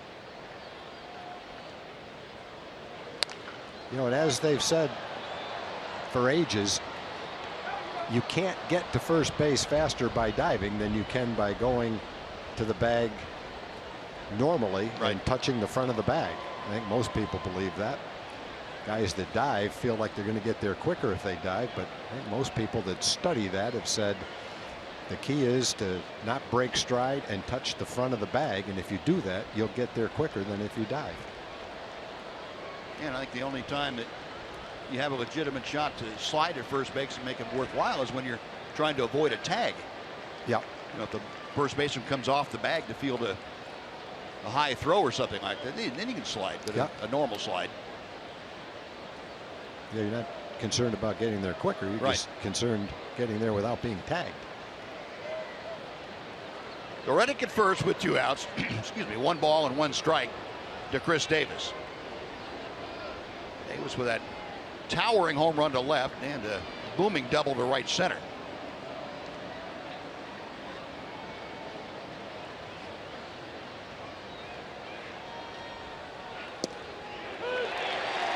Boy, Darvish popped that one at 98. I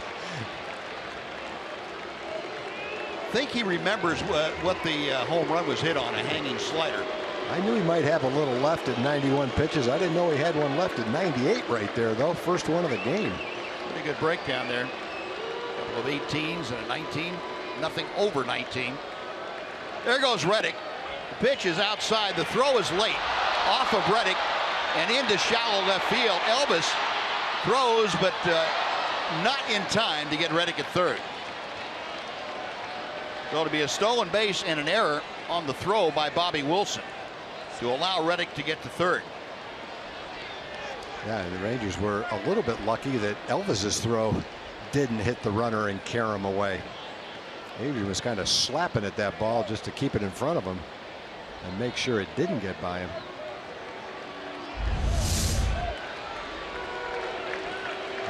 The throw hits Reddick in the hip.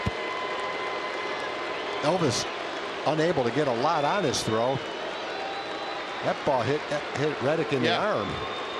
Unfortunately, stayed in a place where Adrian could knock it down. So the U chance going up here. The 2-2 pitch to Dave. Got him. Swing. Sweeping slider, and that's about as much emotion as you will see from Yu Darvish, pumping his fist on the way off. No runs, 1 hit, 1 error, 1 left after 5.5. Thanks to this strikeout of Chris Davis, the Rangers still lead 3-2.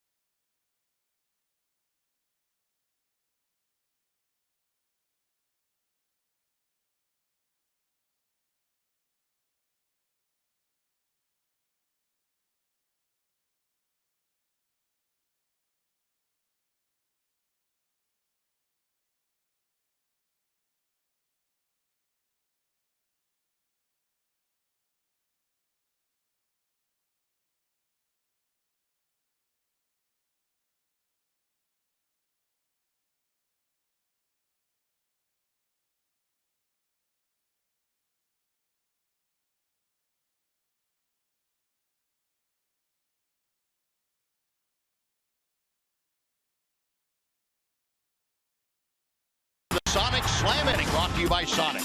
Tonight's jackpot is $600 and dinner for two at Sonic Drive-In. If a Ranger hits a home run during this inning, Elaine Curry from Dallas will win $600. And if a Ranger hits a grand slam this inning, Elaine is going to take home $25,000. You can register at any participating Sonic restaurant. Ryan Rua starting things off against Sean Manaea. 1 ball and 1 strike. It'll be Rua, Andrus, and Mazara. Rangers on top, 3-2. High pop foul, then we back into the seats. You don't see Yu Darvish get emotional about things very often, at least openly. That is about the extent of it right there, and that was an expression of, yes, we did. Going back to what Ian Desmond was talking about, that's doing your job and realizing it's going to benefit everybody else and feeling good about it. Now Rua down on strikes. That is punch out number 8 for Manaea. 1 away for Elvis.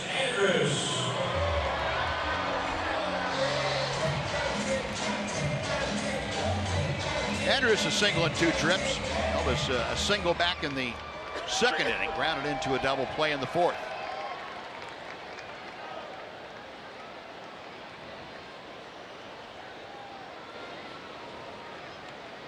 .291 average. Manaea to the plate.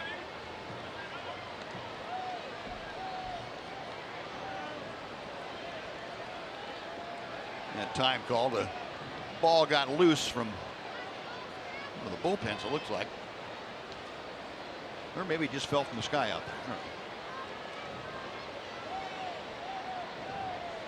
Is that baseball-sized hail? Is that what it was? You know, they've had baseball-sized hail here. I remember when we first came to Texas, I heard Texans say, occasionally you'll get hail that's as big as a softball. And so I'm obviously thinking, yeah, right. I'll believe that when I see it. And then the first year we moved into the house that we were in, can't remember what year that was, 1990 maybe. We had hail coming into our house at about midnight through double pane windows into the den. It sounded like a war zone. And we picked up a couple of those pieces of hail, and they were bigger than baseballs, about the size of a softball. And it was at about that time where I realized that things are definitely bigger in Texas. Never seen anything like that. You remember that Mayfest storm that we went through here, and the field here was the game obviously was called, but we had to wait for the ice to melt out there. Those things were so big, and it took forever. Oh, we had a game back at the old stadium back in the mid 70s. The hail wasn't big; it was kind of the normal size of hail, but it hailed so long that there was over an inch of this hail on the grass, and they waited and waited, but it didn't melt, and they finally had to call the game because of the hail on the field. But yeah, if you get caught out in that, pets or animals that get caught out in that, boy, it's very dangerous. Mazara swinging strike 2. It's 1 ball and 2 strikes. We've always saved little pieces, not little, big pieces of the hail in the refrigerator, in the freezer, you know, for as long as you could feel comfortable keeping a giant piece of hail in the refrigerator, just for when people would come visit us from Massachusetts, and you would say something like that, and they'd look at us just like we looked at the people that told us, and we'd open up the freezer and go, there, that's the piece of hail we're talking about. And they're always astounded when they see it. When we tell our families about it, we take a picture of it and send it to them just so they believe it. Because if you haven't seen that, if you're not from a place where you get that kind of hail, it's hard to believe that a piece of hail could actually be that big.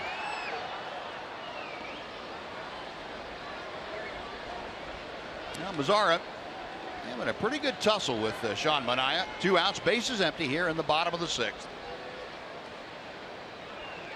Manaea getting ready for his 89th pitch of the night. Mazara 1 for 2 against him. Got him swinging. Manaea with his 9th strikeout. Rangers gone in order. We will move on to inning number 7 at Globe Life Park. The Rangers leading the A's 3-2.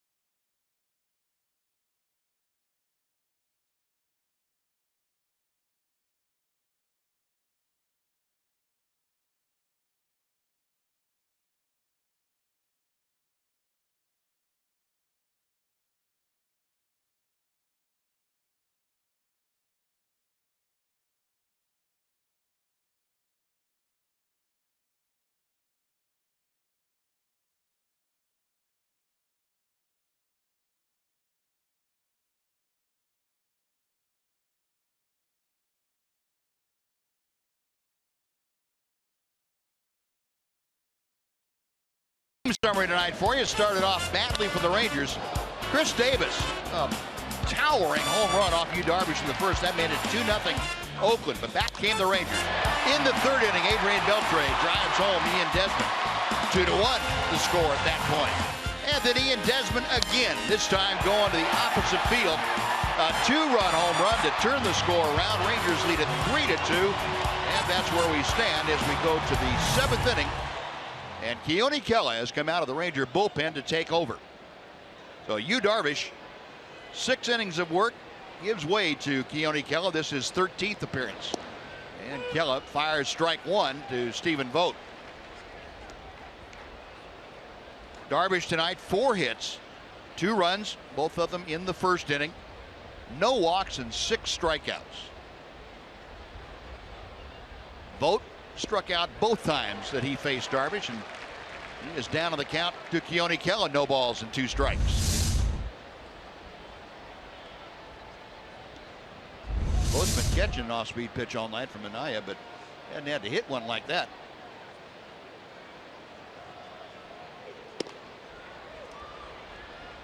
One and 2.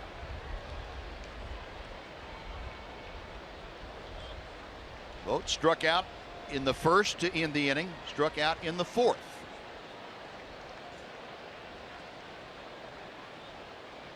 Keone worked in last night's ball game. Worked an inning, had a strikeout. 2-2 now.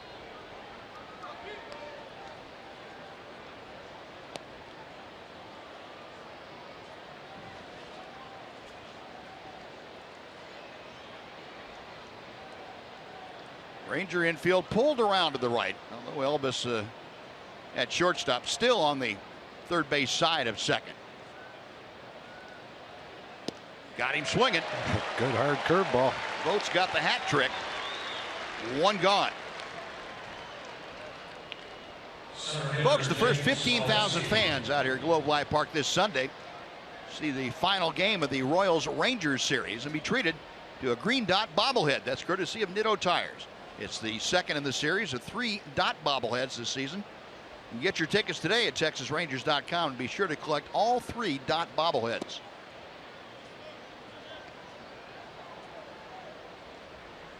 Jake Smolinski, 0 for 2, a pop out and a strikeout.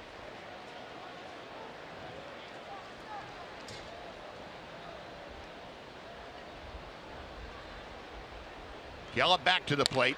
Man, Smolinski. It's one high in the air to deep right field, but playable for Mazara. Couple of steps back on the track. That is out number 2. First baseman Yonder Alonso. I'd like to see Jake getting an opportunity to play every day and doing a nice job. I remember back to when he was a Ranger and was getting an opportunity to play every day. I'm not sure exactly what he was hitting, but he was hitting over 300 and playing some great baseball. And then he got hurt and just kind of derailed his opportunity with the Rangers, but he was on his way to making the best out of it. So nice to see him getting an opportunity with the A's. Yonder Alonso takes a strike. If I remember right, didn't he break a foot on a foul ball? Can't remember. Or an ankle? I can't remember what he did. Seems like I was thinking he did it on the wall out in left field somewhere, but I can't remember. Yeah, you'd gotten off that great start. I mean, he's hitting over 350 at one point. Yeah. And he's doing the same kind of thing with the A's now that he's been in there a considerable amount of time. The 0-2 pitch. Chopped to the right side between Rua and Odor into right field for a base hit. Well, both of them had a shot at it. Neither one could come up with it. And Alonso has his first hit of the night. A 2-out single will bring up Marcus Semien. That's one of those balls that was just hit exactly between them. Wasn't an especially hard hit ball. It's a big hopper, but it had enough speed on it to get by him. So Alonso at first. Tony Barnett loosening in that Ranger bullpen.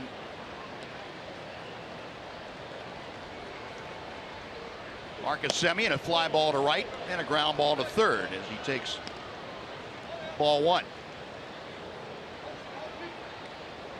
Semien, of course, you got to be careful with. He can pop the ball out of the ballpark. 21 home runs for the year. That is the second most by a shortstop in the big leagues this year. Trevor Story with Colorado Rockies leading with 27.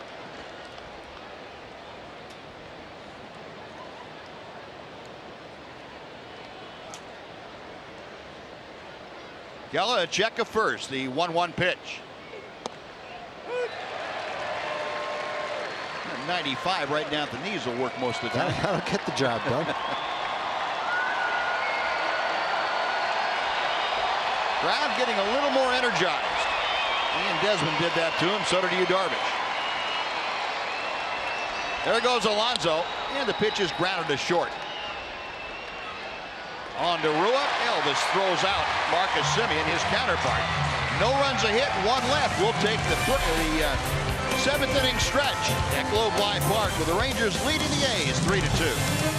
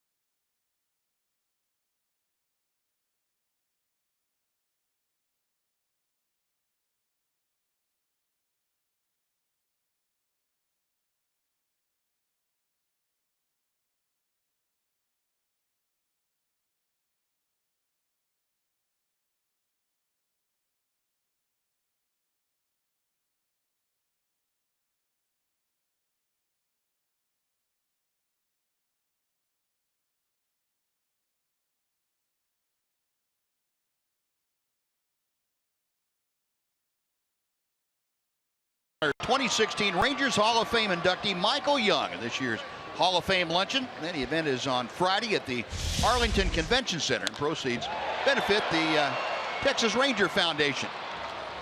Go to texasrangers.com/Hall of Fame to get your tickets today for the Hall of Fame luncheon. And don't forget, on Saturday night, Rangers Live will be an hour earlier than normal. It's going to start at 6 o'clock. To give you plenty of coverage, wall-to-wall coverage of Michael Young in the induction into the Ranger Hall of Fame that evening.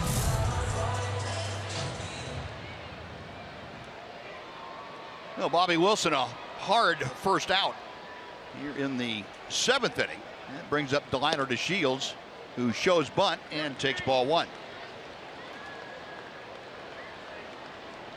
Delino 0 for 3 tonight. He has lined out, grounded out, and struck out against Manaea.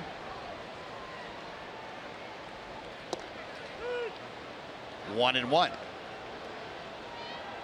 Manaea has given up 10 hits. Rangers had not been able to put them together for any effect until the 5th inning. They scored the 2 runs on the 2-out, 2-run home run by Ian Desmond.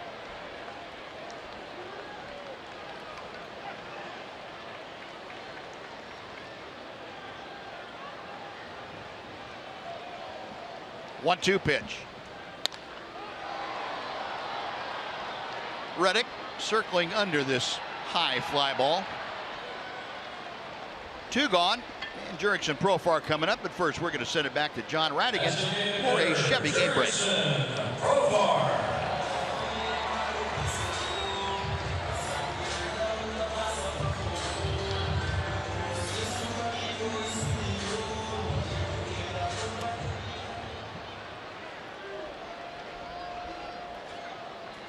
Wow.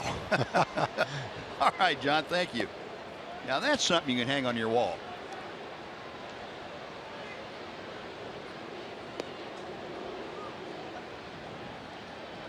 Profar, a 2-hit night.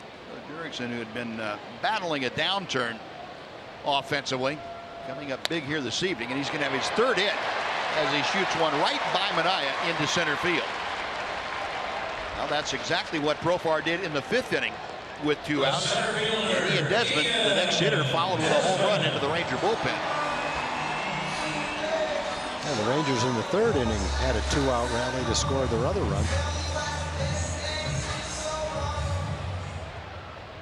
Well, that's going to do it for Sean Manaea. Bob Melvin out to take the ball. Quick reminder now, we had that wrong. On Saturday night, Rangers Live will start at 6:30. The game is half an hour later because of the Hall of Fame induction. We'll start at 7:30, first pitch at 7:35. So Rangers Live on Saturday at 6:30 on Fox Sports Southwest. Pitching change underway. We will take a break.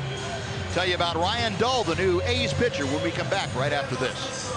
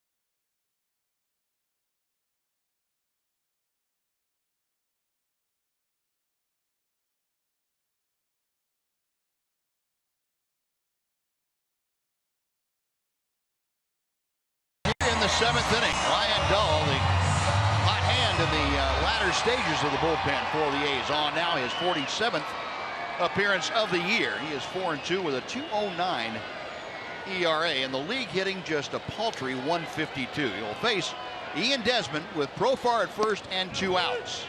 And the slider from Dull is in for strike 1. Sean Manaea tonight, 11 hits in 6 2/3 innings.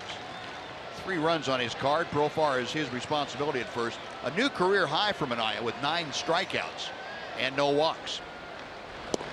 That's 4 straight games for Manaea, 26 2/3 innings without a walk. Oh, he pitched some good baseball tonight. Again, we were talking about this earlier, Buzz. He only gave up 3 runs, struck out 9, didn't walk a batter, but the Rangers touched him up for 11 hits. Yeah. So they had a good day offensively, even though they didn't have a big run total against them. A big hit total. A lot of the hits were with 2 outs. So he definitely limited the damage. You know, Desmond has 2 of those 11 hits. Double and a 2-run home run. He has scored twice. Jurickson Profar with a 3-hit night is at first. Desmond has done it to the A's this year. He has hit safely now in 8 of the 10 ball games he has played against the A's. He's gone 15 for 41.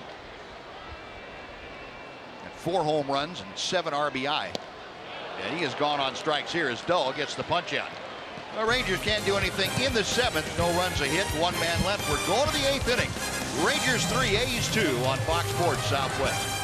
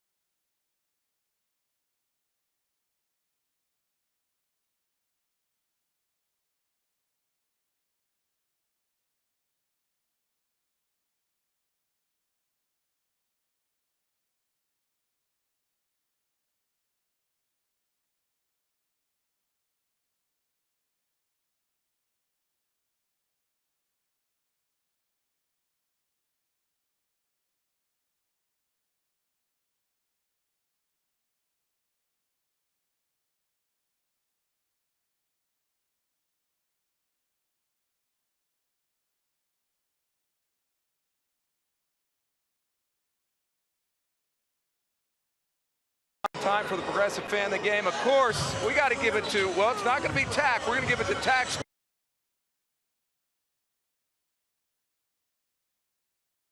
Japan visiting family. They flew just in this morning, and 24 hours here they are in Arlington, rooting for Yu Darvish. That's right, and then Mika, of course, they've been holding up Yu Darvish's big head, and also Bring It, Yu, and then you behind. Very nice. Mika, you a little tired? Yes, I'm so tired, exhausted, but I can't miss the Rangers. I can't miss the Yu Darvish. Let's go, Rangers. There we go. Congratulations. I got a pillow in there for you as well tonight, okay? All right, thank you. Good guys. Thanks, Buzz. All right, Knoxley. That little girl is gone. Yeah. Man. Yeah, the 8th inning, and it's Matt Bush time for the Rangers. Saw Matt here on Monday night. Worked a couple of innings in that ball game. Gave up an unearned run. So on now to handle Ryan Healy starting things off. And Matt at 99 on our radar gun, 100 on the scoreboard gun. Got some oohs and ahs. Numbers for Matt, his 32nd appearance of the year, 3-1.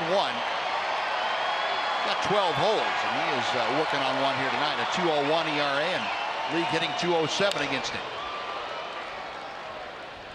And another 99 fouled back. Mitch Moreland enters the ball game, takes over at first base with the previous first baseman Ryan Rua moving out to left. So Moreland will hit in Delino DeShield's spot at the top of the Ranger batting order. Healy tonight 0 for 2, a strikeout and a ground out. There's the breaking ball that completely tied him up, but stayed just a little bit high.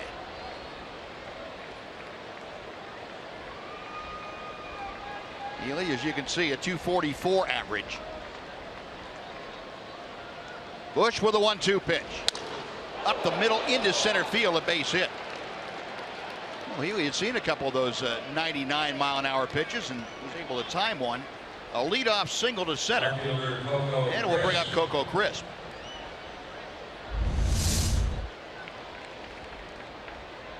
Trying to hit the low outside corner, got the middle of the plate. I don't care whether it's the middle of the plate or not. He'd throw it 100 miles an hour and the guy turns it around. I'll tip my hat to him. Now, that is the 6th Oakland hit of the night. Leadoff safety here in the 8th inning. Coco Crisp 1 for 3 with a triple back in the first inning.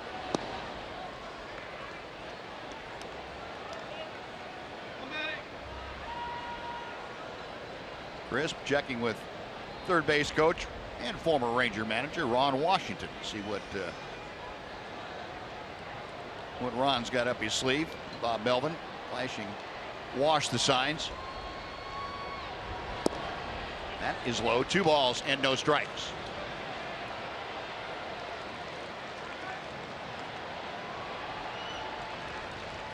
Wash, of course, the third base coach before he took over the reins of the Rangers in 2007. He was an 11-year third base coach with the A's. Ranger defense looking for that double play grounder at an infielder. 2-1.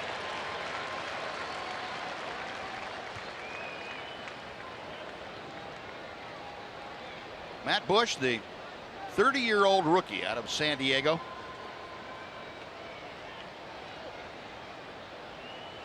Converted shortstop.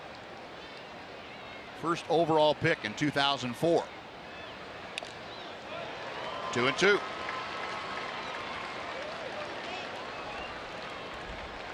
You know, you hear the term short arm pitcher a lot of times, and meaning it looks like the ball comes out of a guy's shoulder to a hitter. Well, a converted shortstop has that kind of motion, where it's a very short arm motion. And it's got to look like that ball just jumps out of there at you. When it's coming at 100 miles an hour, it does jump out at you, I would think. I would too. I don't think I ever saw one. To right field, hit pretty well. Mazzara at the wall, it's gone. And Coco Crisp, another home run. He turns the game around. It's 4-3 Oakland. I said it last night, said it tonight. This guy is on the fastball. And he'd seen all fastballs, and it came in at 99 or 100 miles an hour, and he turned it around. Well, Coco Crisp with his 9th home run of the year. A 2-run blast, and the A's are on top 4-3. Second baseman Jed Lowry.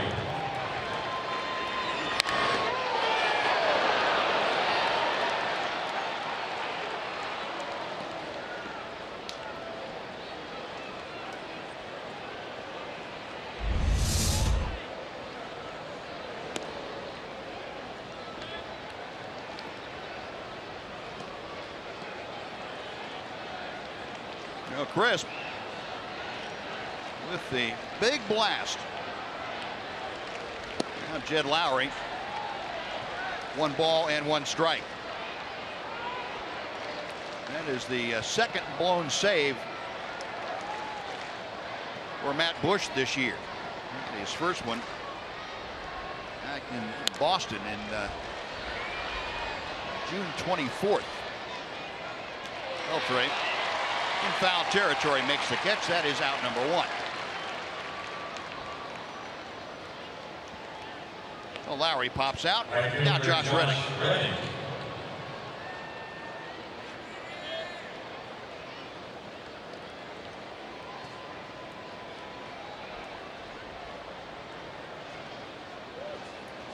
Reddick tonight has singled in 3 trips. And he's going to have his second base hit. A line drive in front of Mazara. So 3 hits in the inning.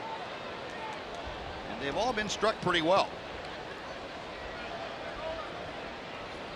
Designated hitter Chris Davis. He's got the fastball velocity, but doesn't have quite the same bite on his curveball. That one hung up there, right in the hitter's zone. Doug Brocail out there to have a little conference with Matt Bush and with Bobby Wilson.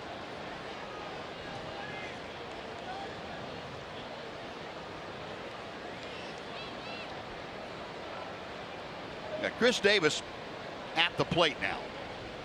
And Davis did the early damage as Jake Diekman gets loose in that Ranger bullpen. Davis homered in the first, doubled in the 4th. Yu Darvish got him the biggest strikeout for Darvish tonight to end the 6th inning.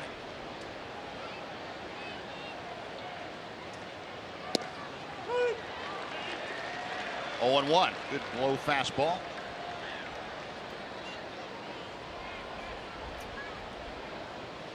Davis 24 home runs, 65 runs driven in. Currently hitting at .254.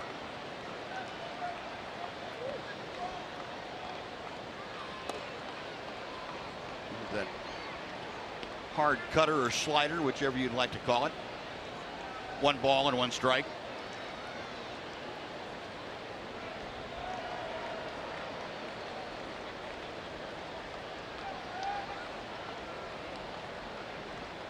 Now Bush with a high set.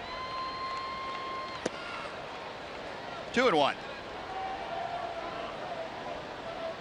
Bobby Wilson going back out to have a chat with Matt Bush and also take up a little time. You got a left-handed hitter in Stephen Vogt in the on-deck circle. So if Matt can't dispose of Chris Davis, maybe get a double play grounder, Diekman would be available to pitch to Vogt.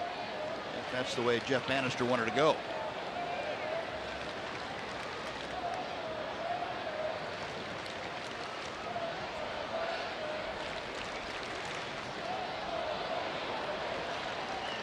Reddick back. You remember Reddick had a stolen base back in the 6th inning last time he was on.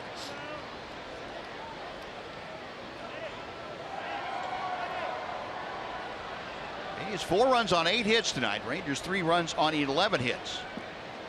He's put 2 on the board to take the lead here in the 8th inning. Matt Bush trying to extricate himself and the Rangers from any further damage.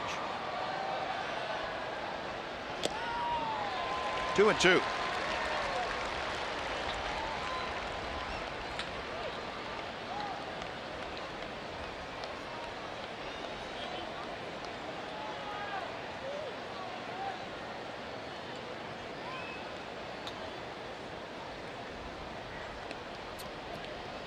Checking Reddick over his left shoulder. Down the right field line. That is hit deep. at the pole. That is gone. Chris Davis, an opposite field home run, his second round tripper of the night. And the A's have a 6-3 lead.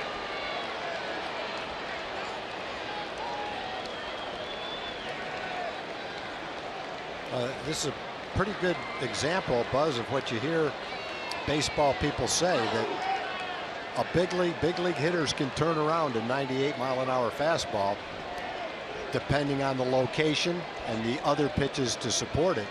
And today Matt hasn't had his breaking ball to go along with his fastball, and he's missed the location with his fastball. Both the home runs came on pitches that were supposed to be down and away that came back toward the middle of the plate.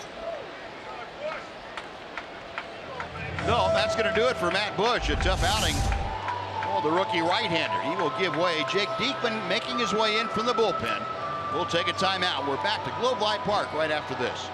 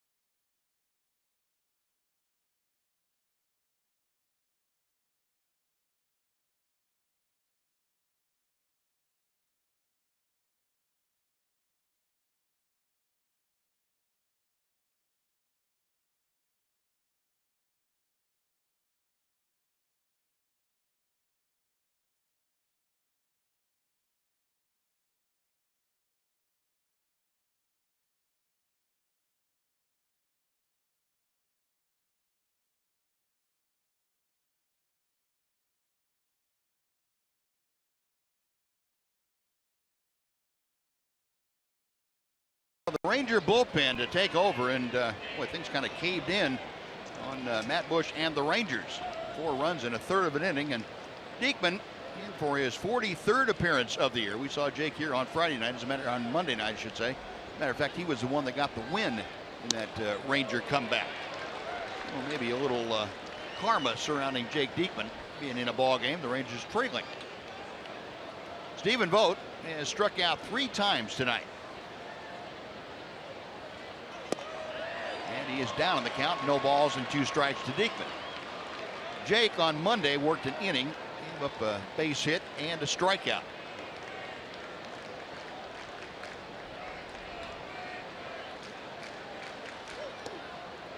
One and 2.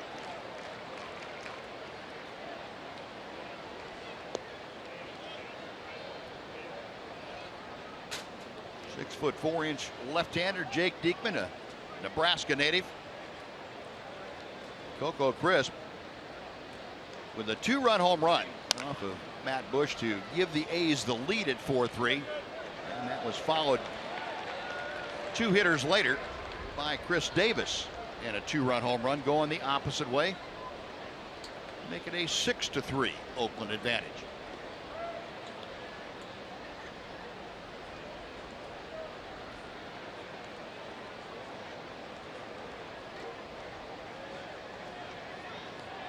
Diekman sets. And a little roller out to Adrian Beltre. 2 gone.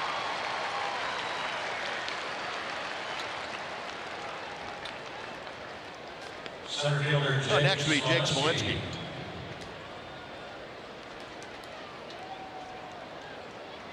If you're looking toward the bottom of the 8th inning now, the guys to get the comeback mode in motion: Adrian Beltre, Rougned Odor, and Ryan Rua. First 3. It's Smolinski takes outside for ball one. Jake tonight popped out, flied out, and struck out.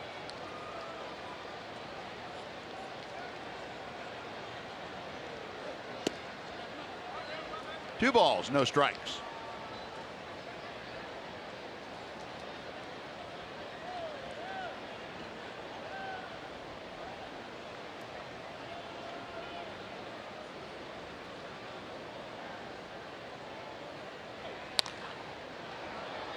Popped up down the right field line. That will peel back into the seats about 3 rows deep. Zara and Odor over there, but well out of reach. 2-1 now. The excitement in the crowd kind of ebbing away. We need to get that back going. Rangers need to provide something to get excited about the next couple of innings.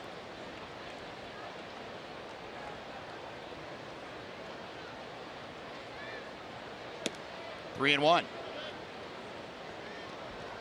Smolinski is able to get aboard to extend this 8th inning.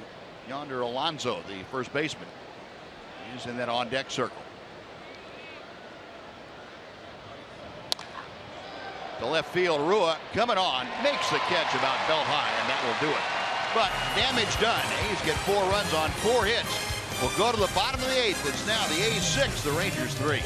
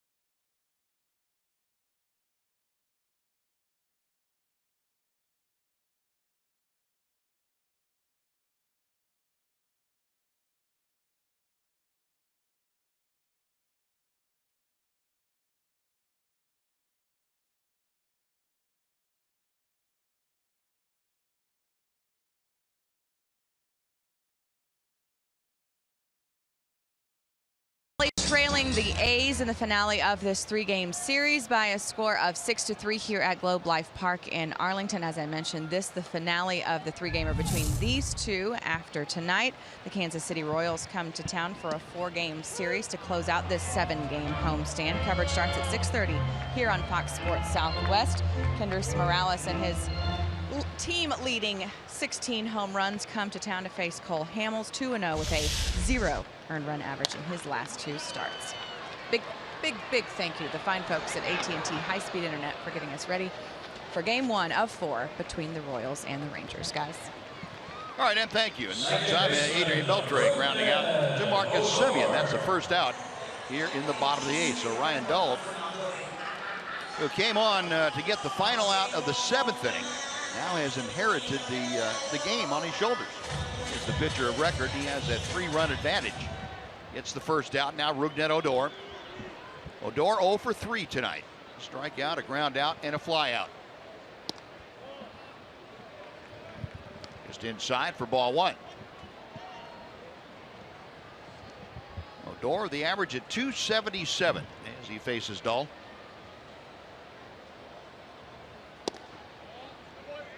And 2-0.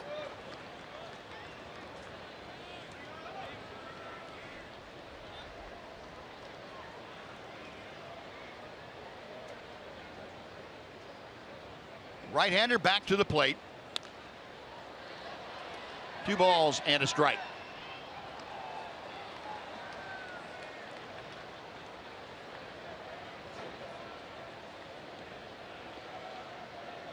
Odor on a pretty good roll of late. 341 the last 20 ball games for Rougned. Popped high in the air down the left field line. Crisp, just in fair territory, able to catch up with that. That is out number 2. And it'll be Ryan Rua's turn. Well, you can follow Rangers baseball live with MLB.com at Bat app. Stay up to the moment at any moment with Game Day, live game video highlights, StatCast, news, and a lot more. Download MLB.com at Bat, the #1 app for live baseball on your phone or tablet. 2 up, 2 away. Ryan Rua is 2 for 3 tonight. Had a pair of singles and a strikeout.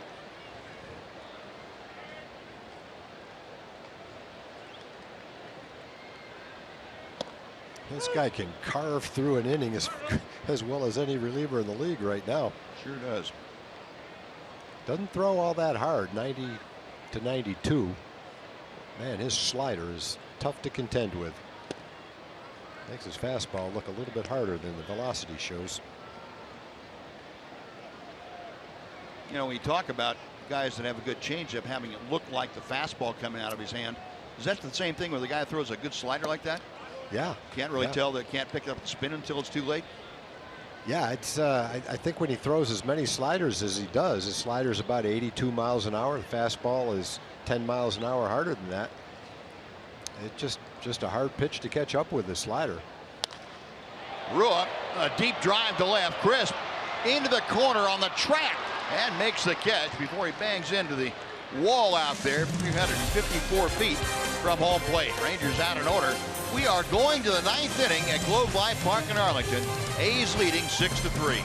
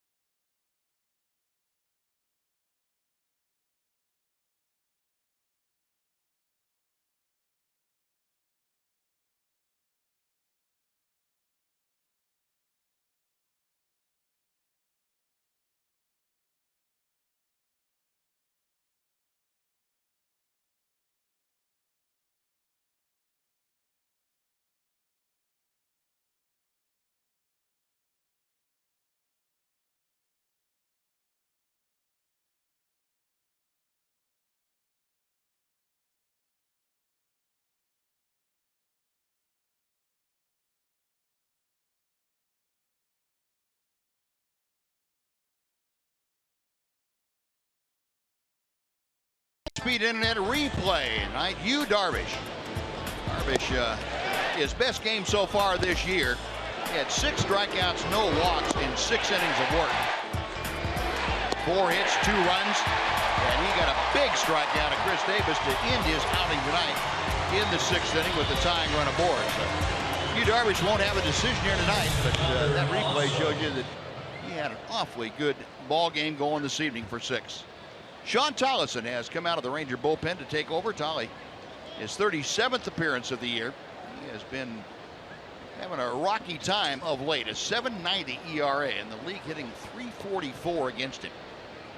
Sean trying to get things back together and get it headed the right way.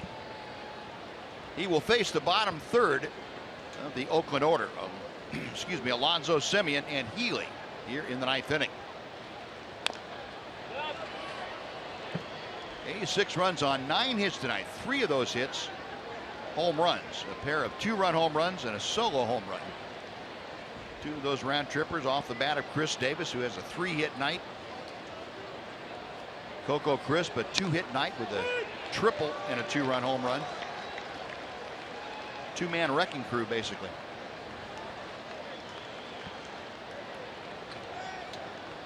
Alonso, a single in 3 trips. Chris Davis has knocked in 19 runs in 9 games against the Rangers.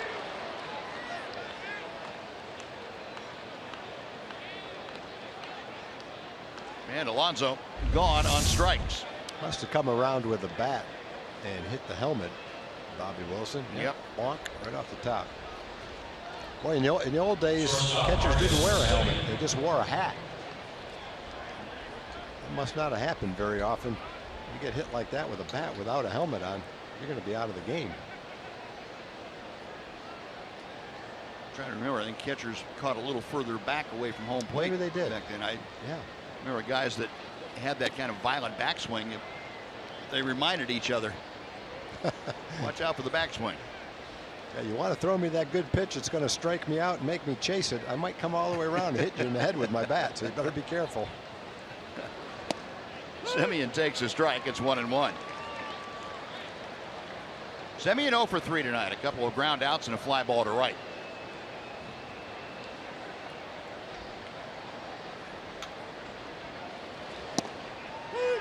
One and 2.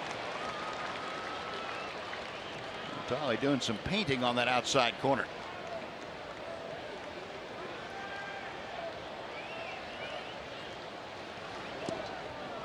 Good getting him to go after that breaking ball. 2 balls and 2 strikes.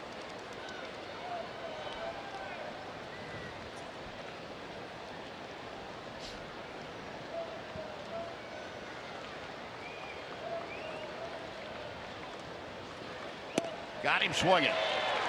Elevated high octane. Back-to-back strikeouts, 2 away.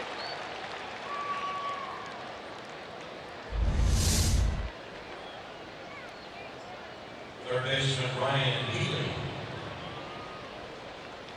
Last time we saw Sean Thomas on the mound was Saturday.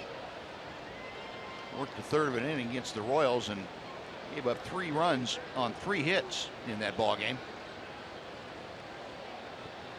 First pitch to Ryan Healy is at the top of the strike zone, 0-1.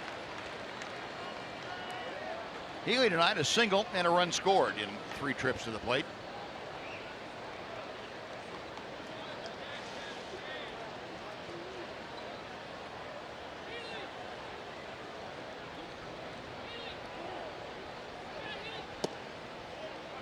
One ball and 1 strike.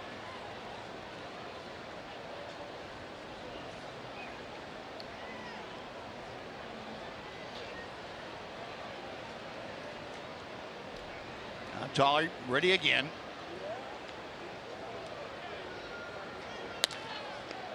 Spears that one. Up the ladder goes Tyson. He comes down with the rebound and fires on to first.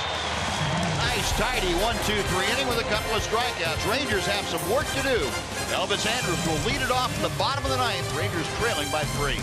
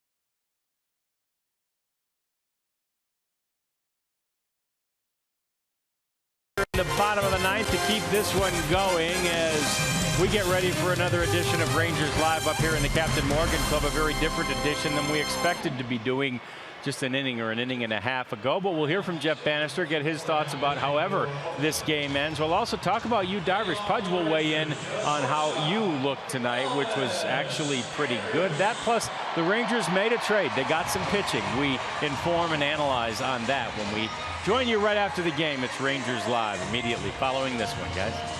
All right, John, thank you. And we go to the bottom of the ninth. Ryan Madson. The last time we saw him, he was walking off the field after giving up Adrian Beltre's walk-off home run here on Monday night. Well, he is on once again, 21 out of 27 in save opportunities for Madson. And he is dealing to Elvis Andrus for strike one. Elvis 1 for 3 tonight. He had that single back in the second inning. Pokes one to the right side. That's through for a base hit. There's a start for you. There's Elvis just serving one between Alonso and Lowry. Yeah, and the goal is kind of get through the first few guys, get a couple of men on base, get it toward the middle of the lineup, and the A's have used the home run. The Rangers have used a home run to take a lead in this game, and see if they can use the home run to get right back in it here in the ninth inning.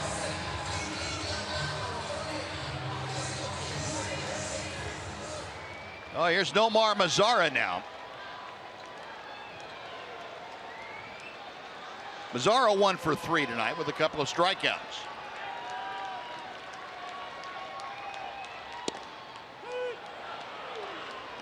Nothing and 1. Mazara's single came back in the second inning.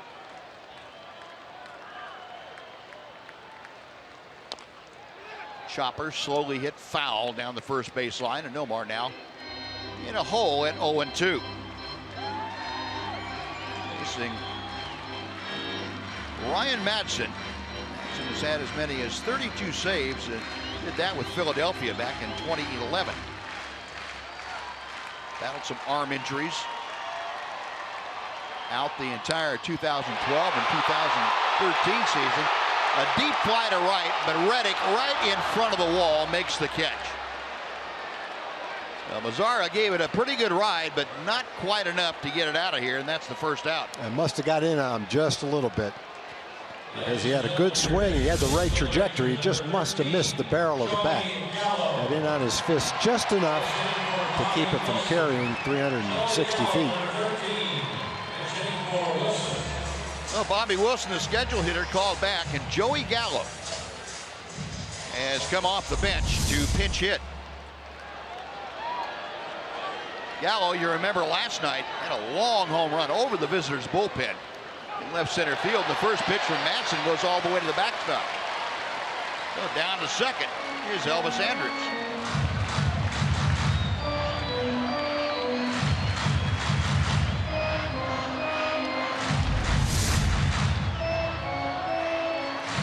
Started him off with a changeup, but didn't get it quite far enough. 1 ball, no strikes to Gallo. Joey 1 out of 5 in his big league appearances this year. 1 ball and 1 strike.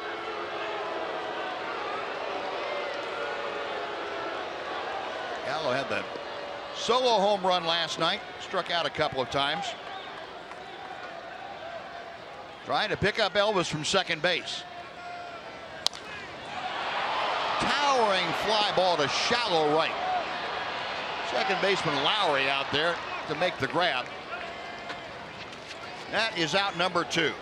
Nomar had a fastball that got him just enough off the hands for it not to carry. Joey is just a little bit out in front of a changeup. Hit it off the end of the bat. Didn't wait quite long enough. Well, it takes the Rangers back to the top of the order. Mitch Moreland, you remember, came in defensively in the 8th inning and stayed in the ballgame in Delino to Shield spot. Ryan Rua moved from first out to left, and so Moreland hitting in what had been Delino's spot on the order. Mitch, a .230 average. And he takes a fastball right down through there.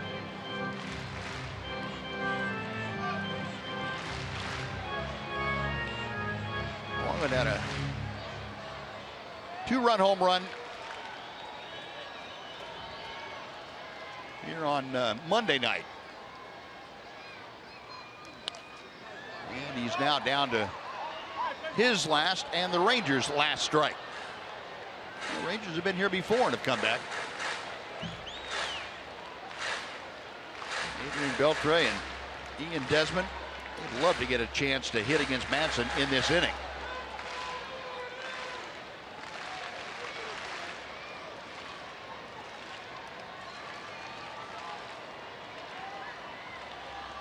Vogt flashing the signs out, and now time called. Jeff Bannister probably tell you he had things going just the way he'd draw them up. Had the lead after 6, and the lead after 7 in the dirt, 1 and 2.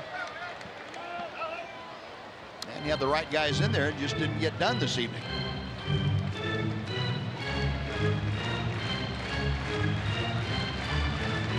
Elvis started this inning off with a base hit.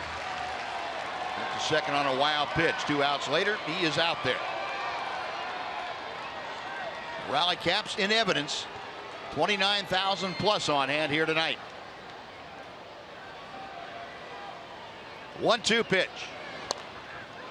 Off the end of the bat. And it's going to be a base hit. Elvis is thinking about it. Now he's going to come home and he scores. The game continues as Mitch Moreland, a little squibber right between everybody. It goes for a base hit and an RBI. How about that for an RBI single? Squibbling right off the end of the bat with a man on second and end up with an RBI single.